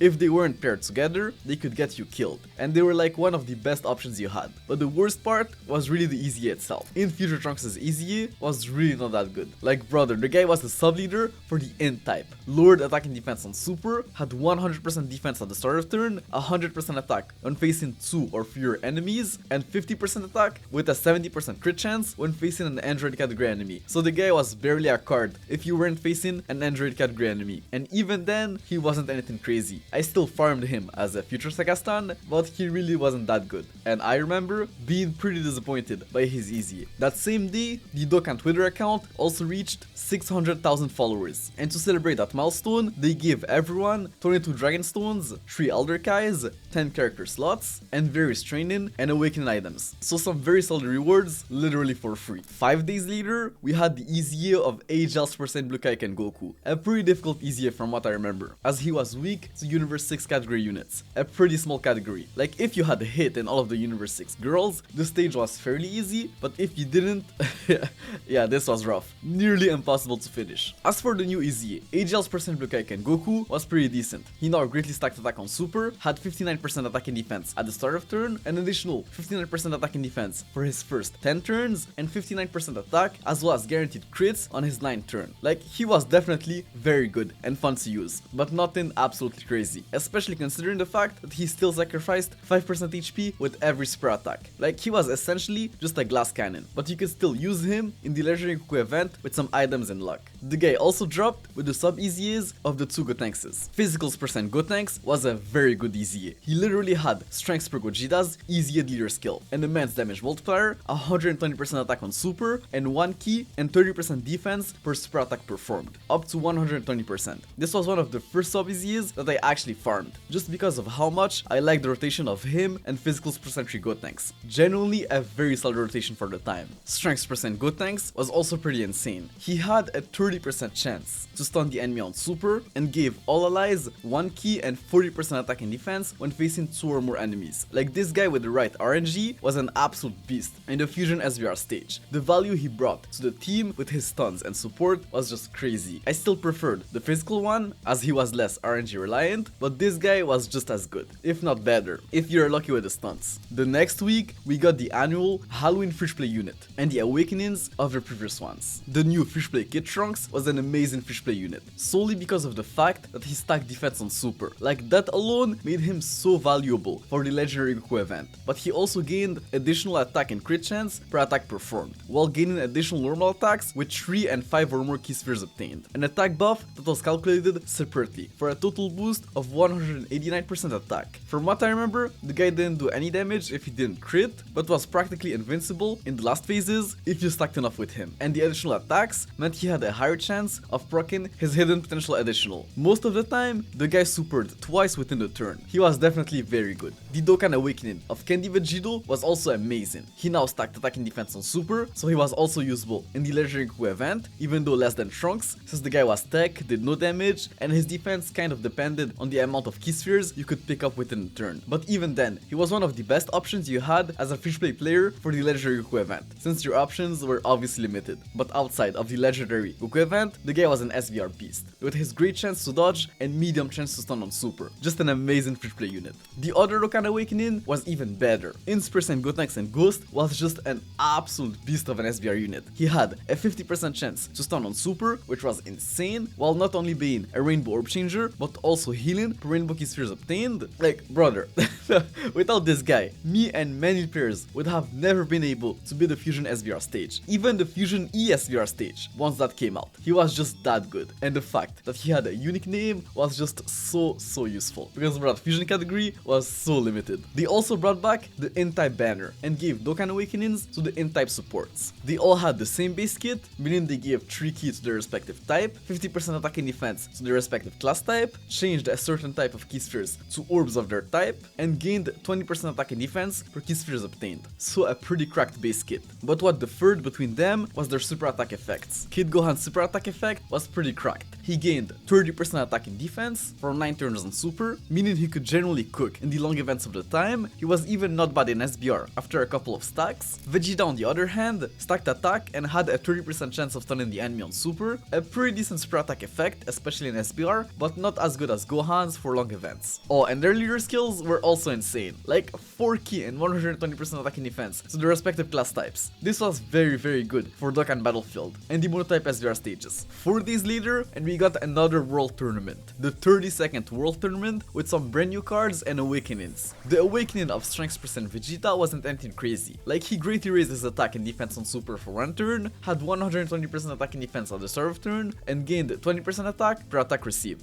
up to 80% attack, a buff that was calculated separately for a total boost of 296% attack, which sounds pretty good on paper, but in game, the guy just wasn't all that because of his low Freshplay stats. And he also shared the same name as Physical Transformer Vegeta, who was an all-around way better unit. As for the new World Tournament banner Freshplay units, Grandpa Gohan wasn't bad. He had 100% attack and defense at the start of turn, and 80% attack and defense for 3 turns after evading an attack, which was calculated separately for a total boost of 260% attack and defense, so pretty decent. And he had 3 key and a 50% dodge chance with a Kid Goku ally or enemy, so genuinely not a bad Freshplay unit on Int Kid Goku's team. SR Invisible Man was more of a meme unit. He could generally help you beat the Super AGL SBR stage, as he had a 70% dodge chance while also lowering attack and defense on super. Obviously not your first option, not even like your top 20, but if you really didn't have anyone better, he was at least runnable with some RNG. As for the new World Tournament reward card, honestly his kit wasn't all that, but I remember players farming him solely because of the fact that he was the best Bojack in the game. So he was the perfect linking partner for LR Bojack and the other full power Bojacks. So even though he wasn't great at the time, just for his unique name, people farmed him in the hopes that his awakening would make him great.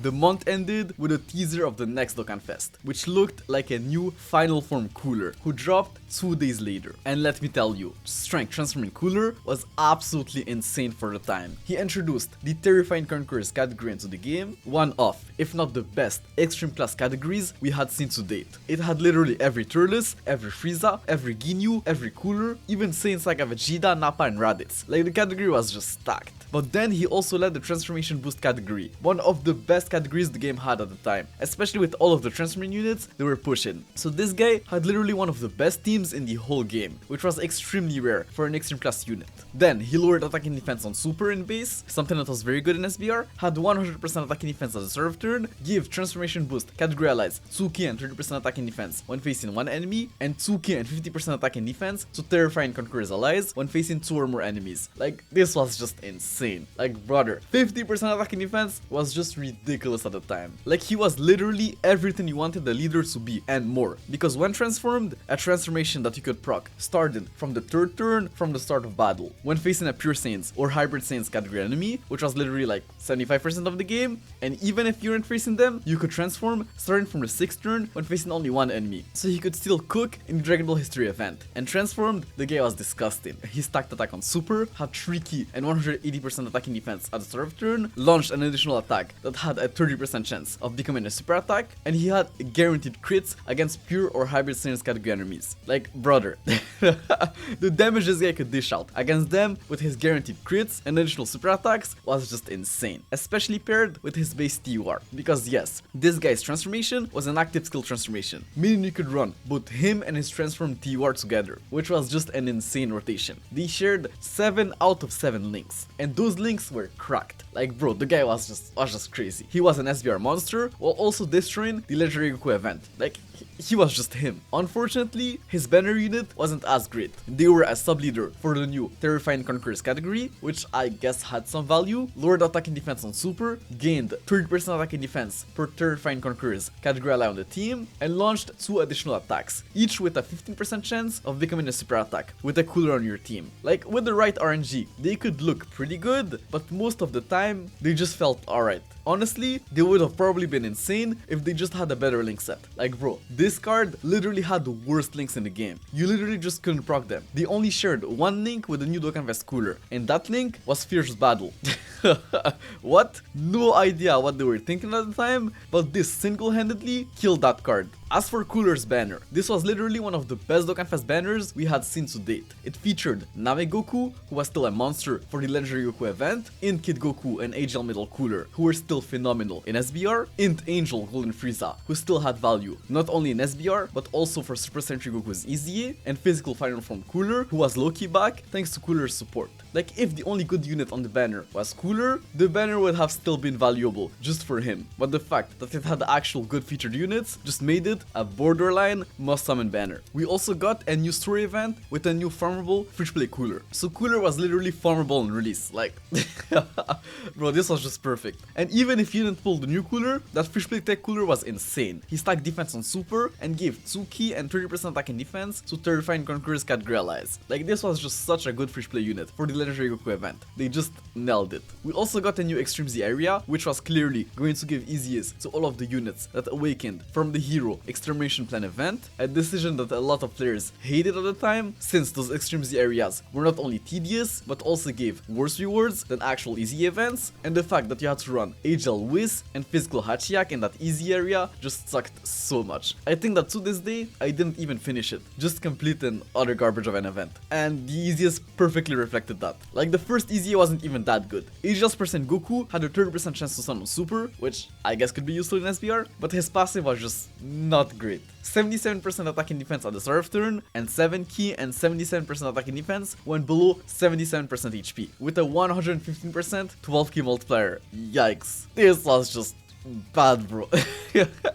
Especially for a character with such a competitive name. The month of November started with some new EZAs. The EZA of Strength Omega Shenron was pretty damn good. The guy unconditionally debuffed all enemies attacked by 40% at the start of turn, making him an absolute beast in SBR, while also giving 2 key and 40% attack to full power category allies. Like, this guy was just insane. The only issue is that he lacked teams at the time. He couldn't be run on the Shadow Dragon Saga category since he shared the same name as the leader of that category, so you could generally only run him on full power, which was literally his only other team. If that guy was somehow on Cooler's team or was named differently, he would just have been so cracked. His easy event was also fairly easy. He was weak to units from the Kamehameha category. Like if you had Agel's percent for Goku or Agel's percent Gohan, this was just a breeze. Strength Beerus also got a sub-easy. Nothing crazy, but pretty decent. Like he gave Worthy Rival category allies 2k and 30% attack and defense, had 100% defense at the start of turn, and had a 50% chance of gaining 200% attack. Like if you didn't have Tech Dokkan Fest Beerus, this guy was definitely a solid choice, but nothing crazy. We then got another stage to the Hero Extermination Plan Easy Area, with an Easy for Ints percent Gohan. He raised his defense by 50% on Super for one turn, had 4 key and 70% attack and defense on the start of turn, and gained 70% attack with a Goku on rotation. So yeah, he was pretty bad, but it's not like it mattered. He shared the same name as LR Agel Gohan, so he had to be absolutely insane for anyone to run him over the LR. The next day, we got a new weekend ticket banner, whose tickets were distributed throughout the week. What was special about this banner is that it brought the global exclusive Super Saiyan 3 Vegetas to JP, who were actually not even bad. Like they had very decent base kits, but we expected them to get some sort of awakening or buff on JP, which they didn't, so they were mostly useless for now. Like neither of them had over in a flash for some reason, the most important key link for a Super Saiyan 3 category. No idea what they were thinking there, but the banner was still decent, since it was completely free and had multiple unfeatured LRs on it. The next week, we had the completely unexpected release of Ints percent God Goku, a pretty controversial release from what I remember. He led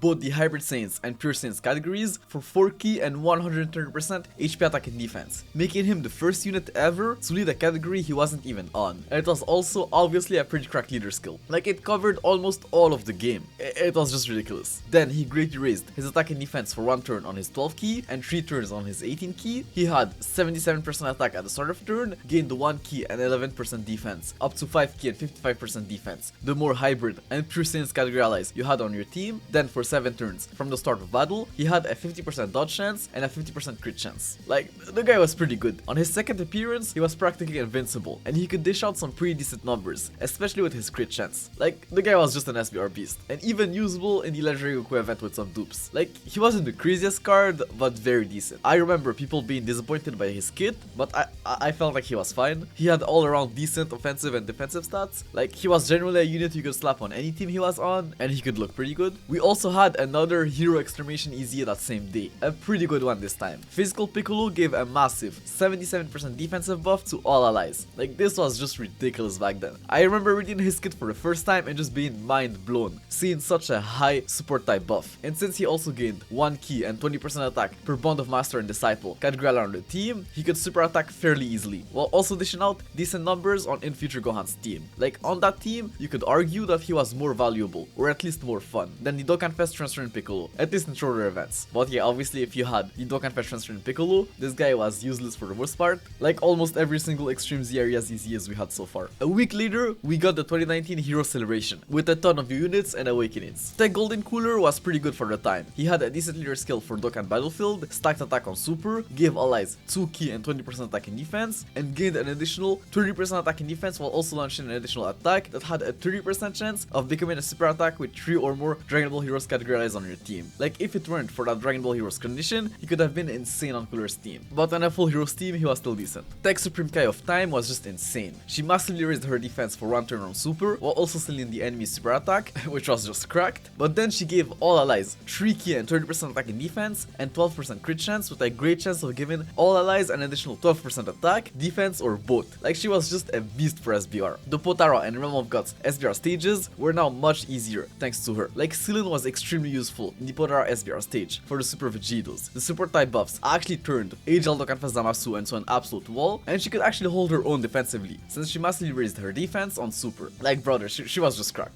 In Super, Fu was not bad. He was the best Dragon Ball Heroes leader, raised his attack and defense for 1 turn on Super, while sealing the enemy's super attack, gained 1 key and 10% dodge chance per Time Traveler's category around the team, up to 4 key and 40% dodge chance, so he was actually usable outside of the Heroes team, and he also gained 150% attack and defense on Super. Like, the guy was definitely insane, and would further down the line become a huge help for the Time Traveler's SBR stage. Strike Xeno Super Saiyan 3 Goku was probably the best card here on the Heroes team, since he gained 7% damage reduction per Dragon Ball Heroes category around the team, which coupled with his unconditional guard was just insane. Like, this was literally like the best defensive combo in the game. Damage reduction and guard. The guy was just a wall, and he also had a 50% chance to stun on super, and an additional 50% attack buff when launching a super attack. That was calculated separately for a total boost of 200% attack. Like, the guy was just an all-around beast on the heroes team, and since many heroes units were also on the super sentry category, if you had them all, he absolutely destroyed that SVR stage. Physical Xeno super sentry Vegeta, on the other hand, kind of got shafted. Like, instead of gaining damage reduction, he gained additional attack, defense, and crit chance per Dragon Ball Heroes category around the team, and instead of having guard, he disabled the enemy's guard. No idea how. In the Dokkan devs' minds,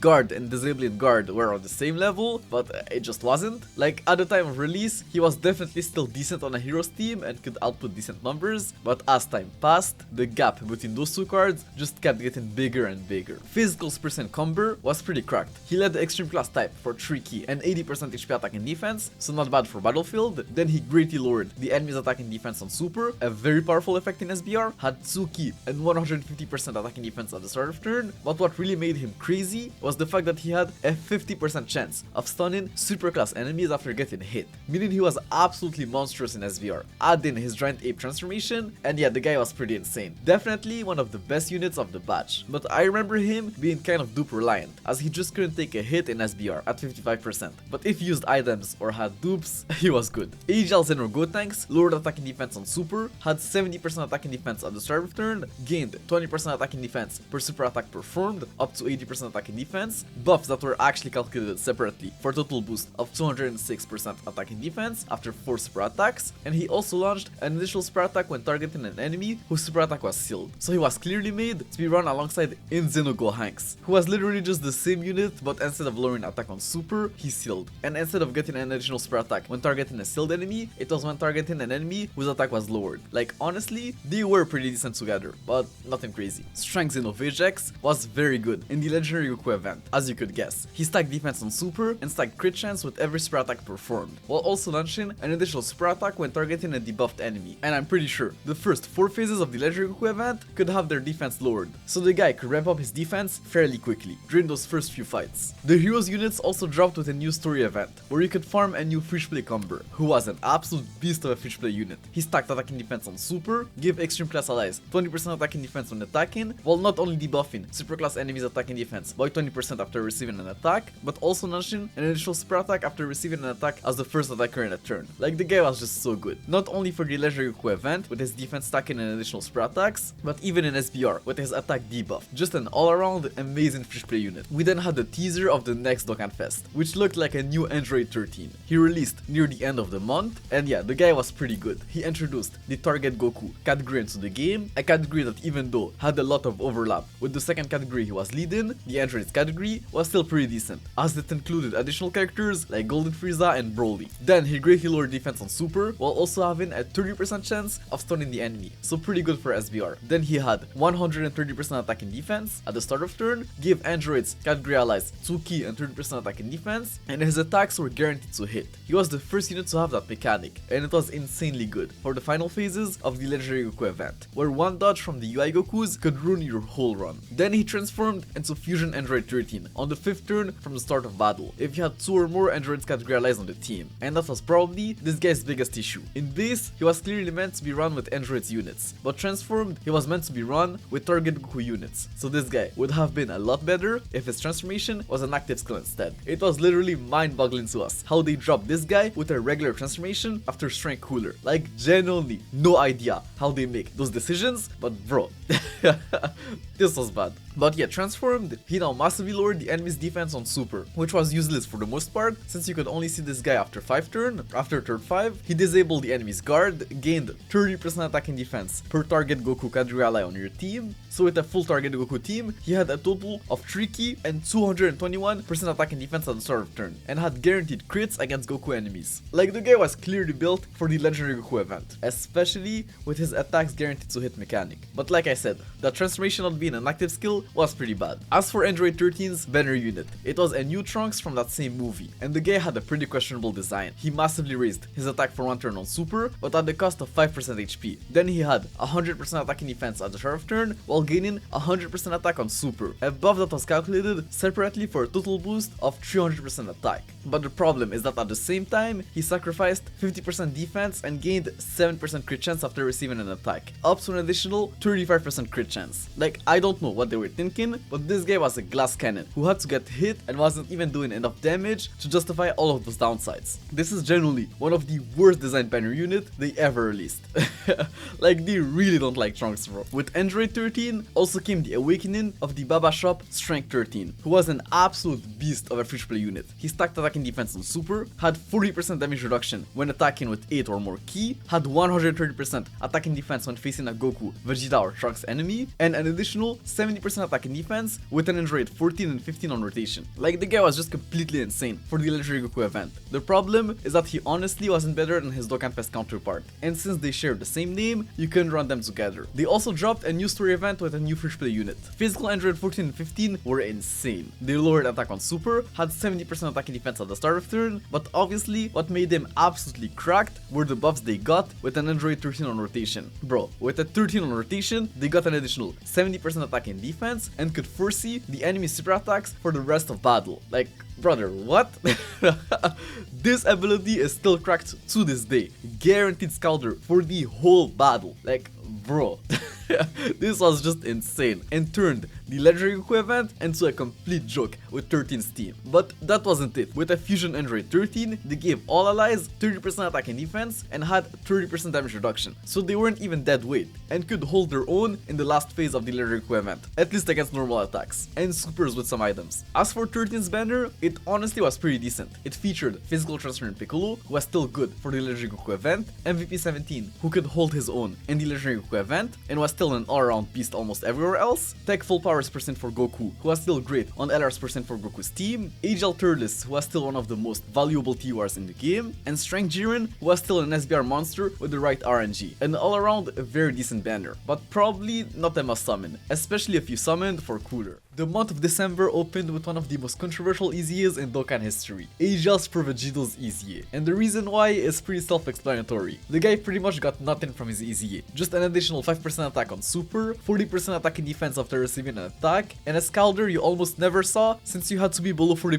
HP. But I think what a lot of players didn't understand at the time is that this guy was literally still runnable before his EZA. He was one of the only characters in the game who could tank normal attacks in SBR. So honestly, bumping his stats to modern standards was essentially all they could do to not make him completely broken. That 40% attack and defense went a long way with his post-EZA stats. He was literally better both offensively and defensively than his physical counterpart. Well, at least turn 1. Like, physical Supervision still outdamaged him in long events, but in my opinion, I think they could have given him a little bit more just because of how hype and anticipated his EZA was, but other than that, he was still very good. As for his EZA event, he was weak to units from the transformation boost category, so this wasn't anything too difficult since the category was pretty vast, but I remember one of his EZA missions being pretty difficult, like you had to beat any of the stages above level 20 in under 1 minute and 40 seconds, and most extreme tech characters at the time weren't units that did a lot of damage, especially early on, so this mission was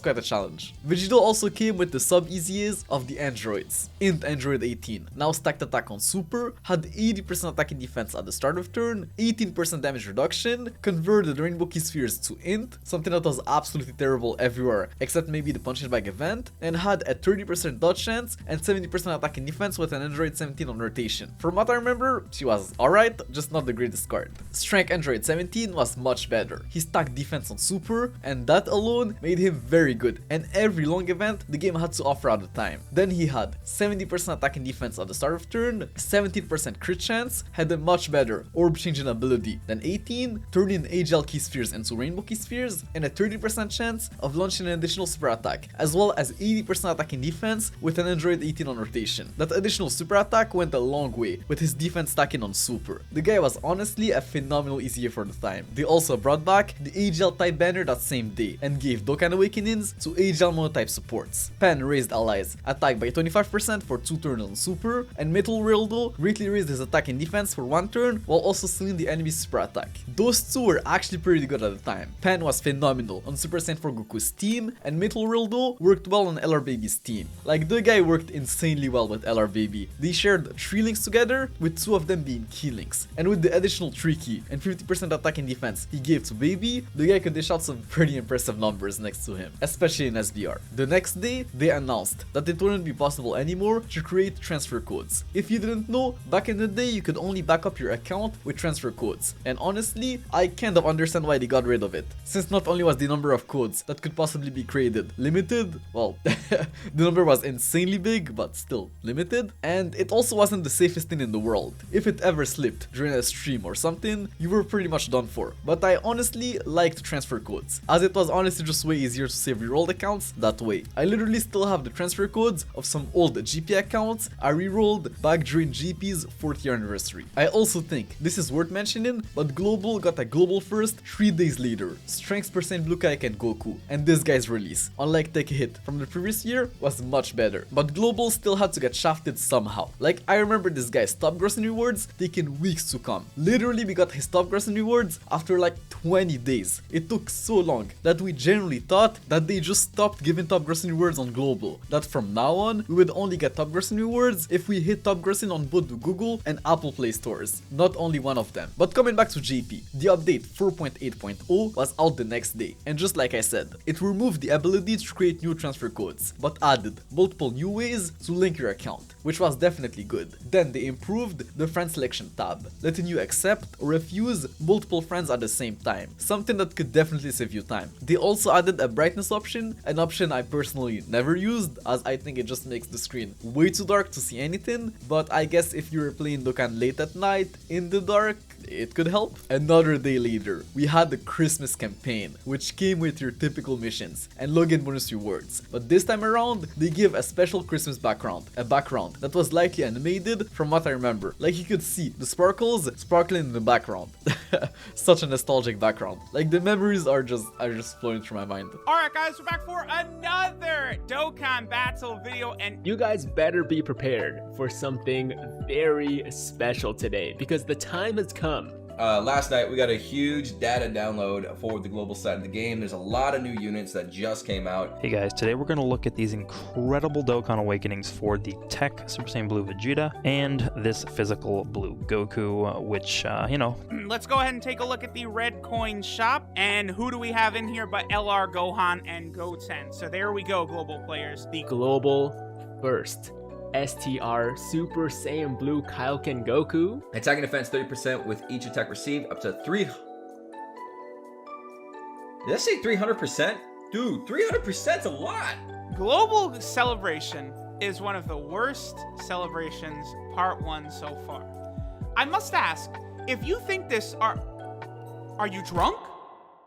But yeah, the new campaign's missions also rewarded a new currency, Christmas bells, that you could exchange in the Baba shop for various rewards, like potential orbs, keys, candy canes. But what was interesting here were the special Christmas Kais. If you missed out on Santa Roshi or Kid Trunks in Mai, this was your chance to get them. Oh, and we also had a new Santa Goku Kai, a pretty cool card I guess. I honestly don't really remember if they ever brought him back, but I still have a copy. I wish we could lock them, like I just don't want to lose those special Kais in case they just never bring them back. A new Christmas campaign also meant a new double rates LR. He came the next day and the guy was good. He was a leader for a Super Saiyans category, a category that, as you already know, was absolutely phenomenal and in a pretty great spot at the time. Greatly raised his defense for one turn on his 12 key, and not only sealed, but also lowered the enemy's attack on his 18 key super attack, making him very good for SBR. Then he had 59% attack and defense at the start of turn, was a Rainbow Orb Changer, who also got an additional 2 key per Rainbow Key Spheres obtained, so it was extremely easy to hit his 18 key super attack, like he was at 24 key most of the time. Then he gained 7% attack and defense per key spheres obtained, and an additional 7% attack per key spheres obtained per Super Saiyan category on rotation, excluding himself. So in a full Super Saiyan rotation, he got 21% attack and 7% defense per key spheres obtained. So as you can guess, he could dish out some very impressive numbers on a full Super Saiyan team, and fairly easily. Like this guy was honestly just insane for a time. Even though he didn't really dominate long events, he could still hold his own there, and was an SBR beast. All around, he was definitely a top 5 unit in the game. As for his banner, it was just like the previous year, a double rates banner with a featured LR, meaning you had around a 20% chance of pulling an LR every multi, and the featured units weren't the worst. The Hero Extermination Plan event cards were all going to easy at some point in time, so even though the ones that already did were pretty bad, the future ones could look good. Tech Trunks and In Super Vegeta were still fairly new banner units who weren't bad at all, and you got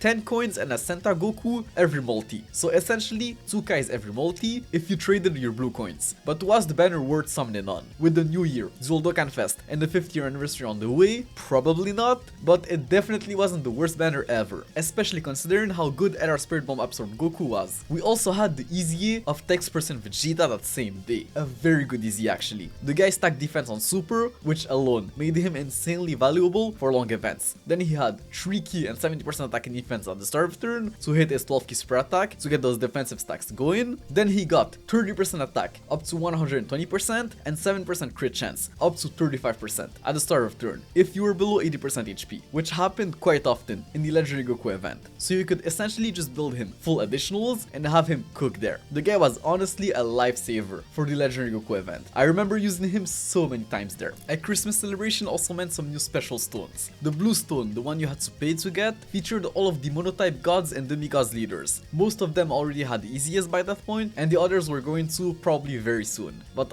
honestly, none of them were really worth your money. Those blue stones were pretty expensive. As for the red stone, the choice was simple. Rainbow in Janemba, literally just Rainbow in Janemba. Once that was done, pick whoever you're missing, then Rainbow Super Gogeta, then Super Sentry Vegeta, and then all of the other Dokkan Fest. Like the gap between those three and the other cards was pretty big at the time, with only Texel maybe being close to them if you were lucky with the orbs, and I guess Kid Buu still had value thanks to his massive support type buff. Like he was still valuable for the Nuken events for example, but that was about it. A week later, we had the Easy of Int Super Saiyan Trunks, who honestly wasn't the worst from what I remember. He now stacked attack on Super, had 3 key and 70% attack and defense at the start of turn, and an additional 30% attack and defense per Super Saiyan ally on rotation, excluding himself. So on a full Super Saiyan rotation, he had 130% attack and defense at the start of turn, which wasn't bad at all. The biggest issue with that guy was really his 12 key multiplier. He had a 12 key multiplier of 120%, which was very low and held him back quite a lot offensively. But even then, he was still a valid filler unit on the new Super Saiyan Goku's team. The next day, they announced the legendary campaign for Prime Battle First Form Cell, and just like the other ones, you had to pre-farm him before the start of his campaign to get all of the rewards. We also had the 33rd World Tournament that same day with some new reward cards and awakenings. Mr. Buu's awakening was honestly pretty good. He raised his defense by 30% on Super for one turn while also lowering the enemy's attack, so already a decent super attack effect for SBR. Then he had 80% attack and defense at the start of turn, was a double Rainbow Orb changer, changing in-type key spheres to Rainbow on top of random other type key spheres to Rainbow, and gained 20% attack and defense while also healing 15,000 HP per Rainbow key spheres obtained. Like this guy brought so much value to the team, it was just insane. Like you have no idea how useful that double Rainbow Orb changing ability was on his teams. And bro, his eventual Easy was even better, but his Dokkan Awakening was still very good at the time. Like honestly just an all-around pretty decent Dokkan Awakening. Cyborg Tao's Awakening on the other hand was not great. He raised his attack by 30% for one turn on Super, while also having a 30% chance of stunning the enemy, had 120% attack and defense at the start of turn, with an additional 20% attack and defense per attack received, up to an additional 80% attack and defense, a buff that unfortunately wasn't calculated separately, and his attacks were guaranteed to hit. But it's not like it mattered, as the guy was tech and didn't lack defense on Super, so there was just no way you were bringing him into the Legendary Goku event. But yeah, honestly the guy looked fine on paper, but in game he lacked teams, LinkedIn partners, and his stats were just not high enough for the hard events of the time. This World Tournament was also a special one, as it gave 2 new reward cards instead of just 1. Both Kel and Caulifla stacked attack and defense on Super, so they were already very good for long events. Tech Kel gave Universe 6 category allies 20% attack and 10% defense, and Pure Saiyans category allies 20% attack and 10% defense. So 40% attack and 20% defense to units who were on both categories, which was very good. She then had 120% defense and launched an initial super attack with a character whose name included Caulifla at the start of turn. So Kel and Caulifla, the best unit in the game, proc that part of her passive. Like she was just insane for long events. Not as good as her summonable counterpart due to her lower stats, but still very good if you didn't have strength Kel. And Caulifla was also very good. She had 60% attack and defense at the start of turn, an additional 10% attack and defense per Universe 6 category ally on the team, a 50% dodge chance, and an additional super attack with an ally whose name included Kel on rotation. So she was good, but just like Kel, she wasn't better than her summonable counterpart. Still very good if you didn't have Tech Caulifla. Like honestly, if the same name update had dropped before those two, they would have probably been some of the best World Tournament reward cards to ever release. But unfortunately, the same name update wasn't out yet,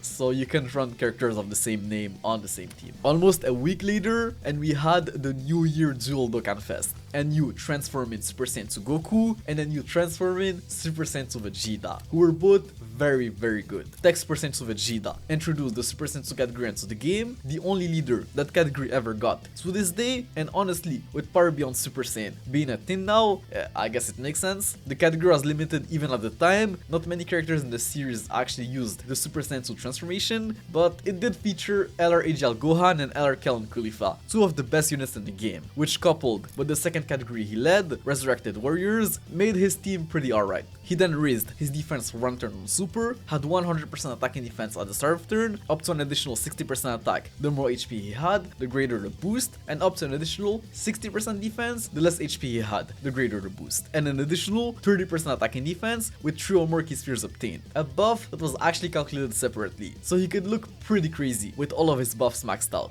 Then he transformed, started from the third turn from the start of battle, when facing only one enemy whose HP was 80% or more. I remember the one enemy restriction being pretty bad for SBR, since even on turn 3, you were facing multiple enemies most of the time, but other than that, the condition wasn't bad, and transformed, the guy was pretty cracked. He now greatly raised his defense for one turn on Super, with a 50% chance of stunning the attacked enemy, which was a very strong spray attack effect for SBR. He had 120% attack and defense at the start of turn, up to an additional 77% attack the more HP he had, the greater the boost, and up to an additional 77% defense, the less HP he had, the greater the boost. He was effective against all types with 3 or more key spheres obtained, and had guard with 6 or more key spheres obtained. Like, honestly, having his guard locked behind 6 key spheres was pretty bad. He honestly would have been a lot better if they had just swapped those 2 buffs. Like, if he had guard with 3 key spheres obtained, he would have been so much better. Another issue was the fact that he changed class upon transforming. He went from super to extreme, meaning you couldn't run him on a super class leader skill, as he would just lose the leader skill upon transforming. But since the meta was essentially just category leaders, it didn't matter as much, but it could definitely hurt you in like mono SBR stages or Battlefield. Other than that, he was still a very good unit, and with 6 key spheres, he was arguably one of like the best defensive units in the game. In Super Saiyan 2 Angel Goku introduced the Other World Warriors category into the game, a category that was even worse than Vegeta's Super Saiyan 2 category. It practically had nothing at the time. He was also a leader for the Super Saiyan 3 category, a terrible leader for that category by the way, since he started in a Super Saiyan 2 form, meaning he didn't have Over and a Flash turn 1, the main Super Saiyan 3 key link. But yeah, he was the offensive counterpart of Vegeta. Instead of raising his defense on Super, he raised his attack, and instead of gaining more attack the more HP he had, he gained more defense the more HP he had, and more attack the less HP he had, with the same transforming condition as Vegeta. Then transformed, he had a 33% dodge chance and an additional 33% attack and defensive buff that was calculated separately with 3 or more key spheres obtained, and was effective against all types with 6 or more key spheres obtained. From what I remember, Goku felt much better to use than Vegeta transformed, since the gap between them was pretty significant at 3 key spheres obtained. Goku's 3 key spheres buffs were much better than Vegeta's, but as someone who was very hyped for this Dual Dokkan Fest, I remember being very disappointed by Goku's transformation not being an active skill. I really wanted Super Saiyan 3 Goku's initial transformation to be voiced in Dokkan. That moment in Z still gives me goosebumps to this day. No idea what they were thinking there. Even Asia's Super Saiyan 3 Goku's intro doesn't do that moment justice in my opinion. We need a better version in Dokkan. Maybe in a future Dual Dokkan Fest with like LR Kid Buu, I guess they could just redo it without him being like an angel. They could pull it off. As for their banner units, Strength Great Saiyaman was a sub-leader for the Hybrid Saiyan category, so not so bad for Dokkan Battlefield. He stacked attack on Super, had 120% attack and defense at the start of turn, and a high chance of sealing the attacked enemy super attack for 2 turns. No idea what they were thinking with that high chance, should have been guaranteed, but yeah, he also gave Majin Buu Saga super class category allies 2 key and 30% attack and defense. From what I remember, he was okay, but nothing really that great. Physical Dabura was much better. He was a sub-leader for the Majin Buu Saga category, stacked the defense on Super, which alone made him like a beast for long events, had 120% attack and defense at the start of turn, and a 30% chance of stunning the attacked enemy for 2 turns, which in my opinion was much better than Gohan's coin flip ceiling. Even though the chance was lower, stunning was a much better debuff in SBR. He also gave Majin Buu Saga Extreme Class allies 2 key and 30% attack and defense, and with the Extreme Class side of the Majin Buu Saga being better at the time, he was was very good. His link set was also somewhat decent, which was surprising and not what we expected from a Dabura card. And with the extreme class side of the Majin Buu saga being a lot bigger at the time, he was very good. As for their banners, Super Saiyan Goku's banner featured the new Great Saiyaman Gohan, who even though wasn't the best was still alright, LR Super Saiyan 4 Goku, who was still a phenomenal unit, leading one of the best categories in the game, HL Transforming Goku, who was now better than ever thanks to the Legendary Goku event, Strength Super Saiyan 4 Goku, who was still decent on Super Saiyan 4 Vegeta's team, HL Super Saiyan Blue Kaioken Goku, who was pretty good with his recent EZA, and Into UI Goku and Angel Tech Super Saiyan 3 Goku, who unfortunately weren't all that anymore. But yeah, still an all-around pretty decent banner. Super Saiyan 2 Vegeta's banner featured the new Dabura, who was very good for long events, Physical Transforming Vegeta, who was a beast in the Legendary Goku event, Strength Super Saiyan 4 Vegeta, who even though wasn't as good as his Goku counterpart, was still decent, HL Super Saiyan Blue Evolution Vegeta, who still had value just because of his insane leader skill, HL Super Saiyan 4 Vegeta, who was still decent on LR Super Saiyan 4 Goku's team, in Super Saiyan Blue Vegeta, who wasn't all that anymore, and Strength Super Saiyan 3 Vegeta was still one of the best tanks in the game in any short event. So also an all-around decent banner. But honestly, those two weren't must summons. Sure, the new Super Saiyan 2s were very good, but they weren't insanely crazy or like insanely hype like the Jewel Dokkan Fest from the previous year. So you were probably better off saving your stones for the New Year Step Up banner, which we hoped was coming back at the end of the year. These guys also dropped with a new store event, which brought two new free play units. HL Yamu and Spopovich were pretty interesting. They recovered 7% HP on Super, had 70% attack and defense at the start of turn, and gained an additional 20% defense per attack received, up to an additional 140% defense. Above that was calculated separately for a total boost of 308% defense fully built up, which was pretty insane. They also gained an additional 2 ki and 20% attack permanently per super attack performed, with no cap at all, and those attack buffs were calculated separately, so they were technically getting 34% attack instead of 20% every super attack performed, so they could get up to some pretty impressive numbers in the Legendary Goku event. But honestly, I remember them not being that good. Not only were their links horrible, but their base stats were pretty low, so even though the numbers in their kits looked good, in game they just weren't that great. Still a very fun unit though, especially in the Legendary Goku event. Like if we were able to like actually get them going and like stack, like I said, they could dish out some pretty impressive numbers. But it took time and it was very risky, as those guys were just they weren't it defensively. In Gohan was a turn 1 transforming unit who directly transformed into Great Saiyaman at the start of turn. As Great Saiyaman, he lowered attack and defense on Super, had 100% attack and defense at the start of turn, and an additional 5 ki, 58% attack and defense, and 10% crit and dodge chance when facing an extreme class enemy. And his super attack was sealed when facing a Pepe Girls or Youth category enemy. I remember people saying he was a pretty good free play unit at the time, but I personally felt like he wasn't really that great, so I didn't even bother farming him, especially considering how bad his drop rate was. We also had the first Form Cell Legendary Campaign as announced a week earlier with your typical Legendary Campaign stuff. The game also hit top grossing that same day, so they gave every player 3 Dragon Stones and 2000 Int and Tech type potential orbs. Meanwhile on Global, we were still waiting forever for our Strength Person Blue Kaioken Goku's top grossing rewards. This was just insane, bro, like GP was getting top grossing rewards the day the banners dropped, and on Global we had to wait weeks, bro, weeks. It just made no sense. The year ended with the New Year campaign, introducing a new super type item, the Rat, since 2020 was the year of the rat in the zodiac sign or something. I think it's like some Chinese thing, I don't know.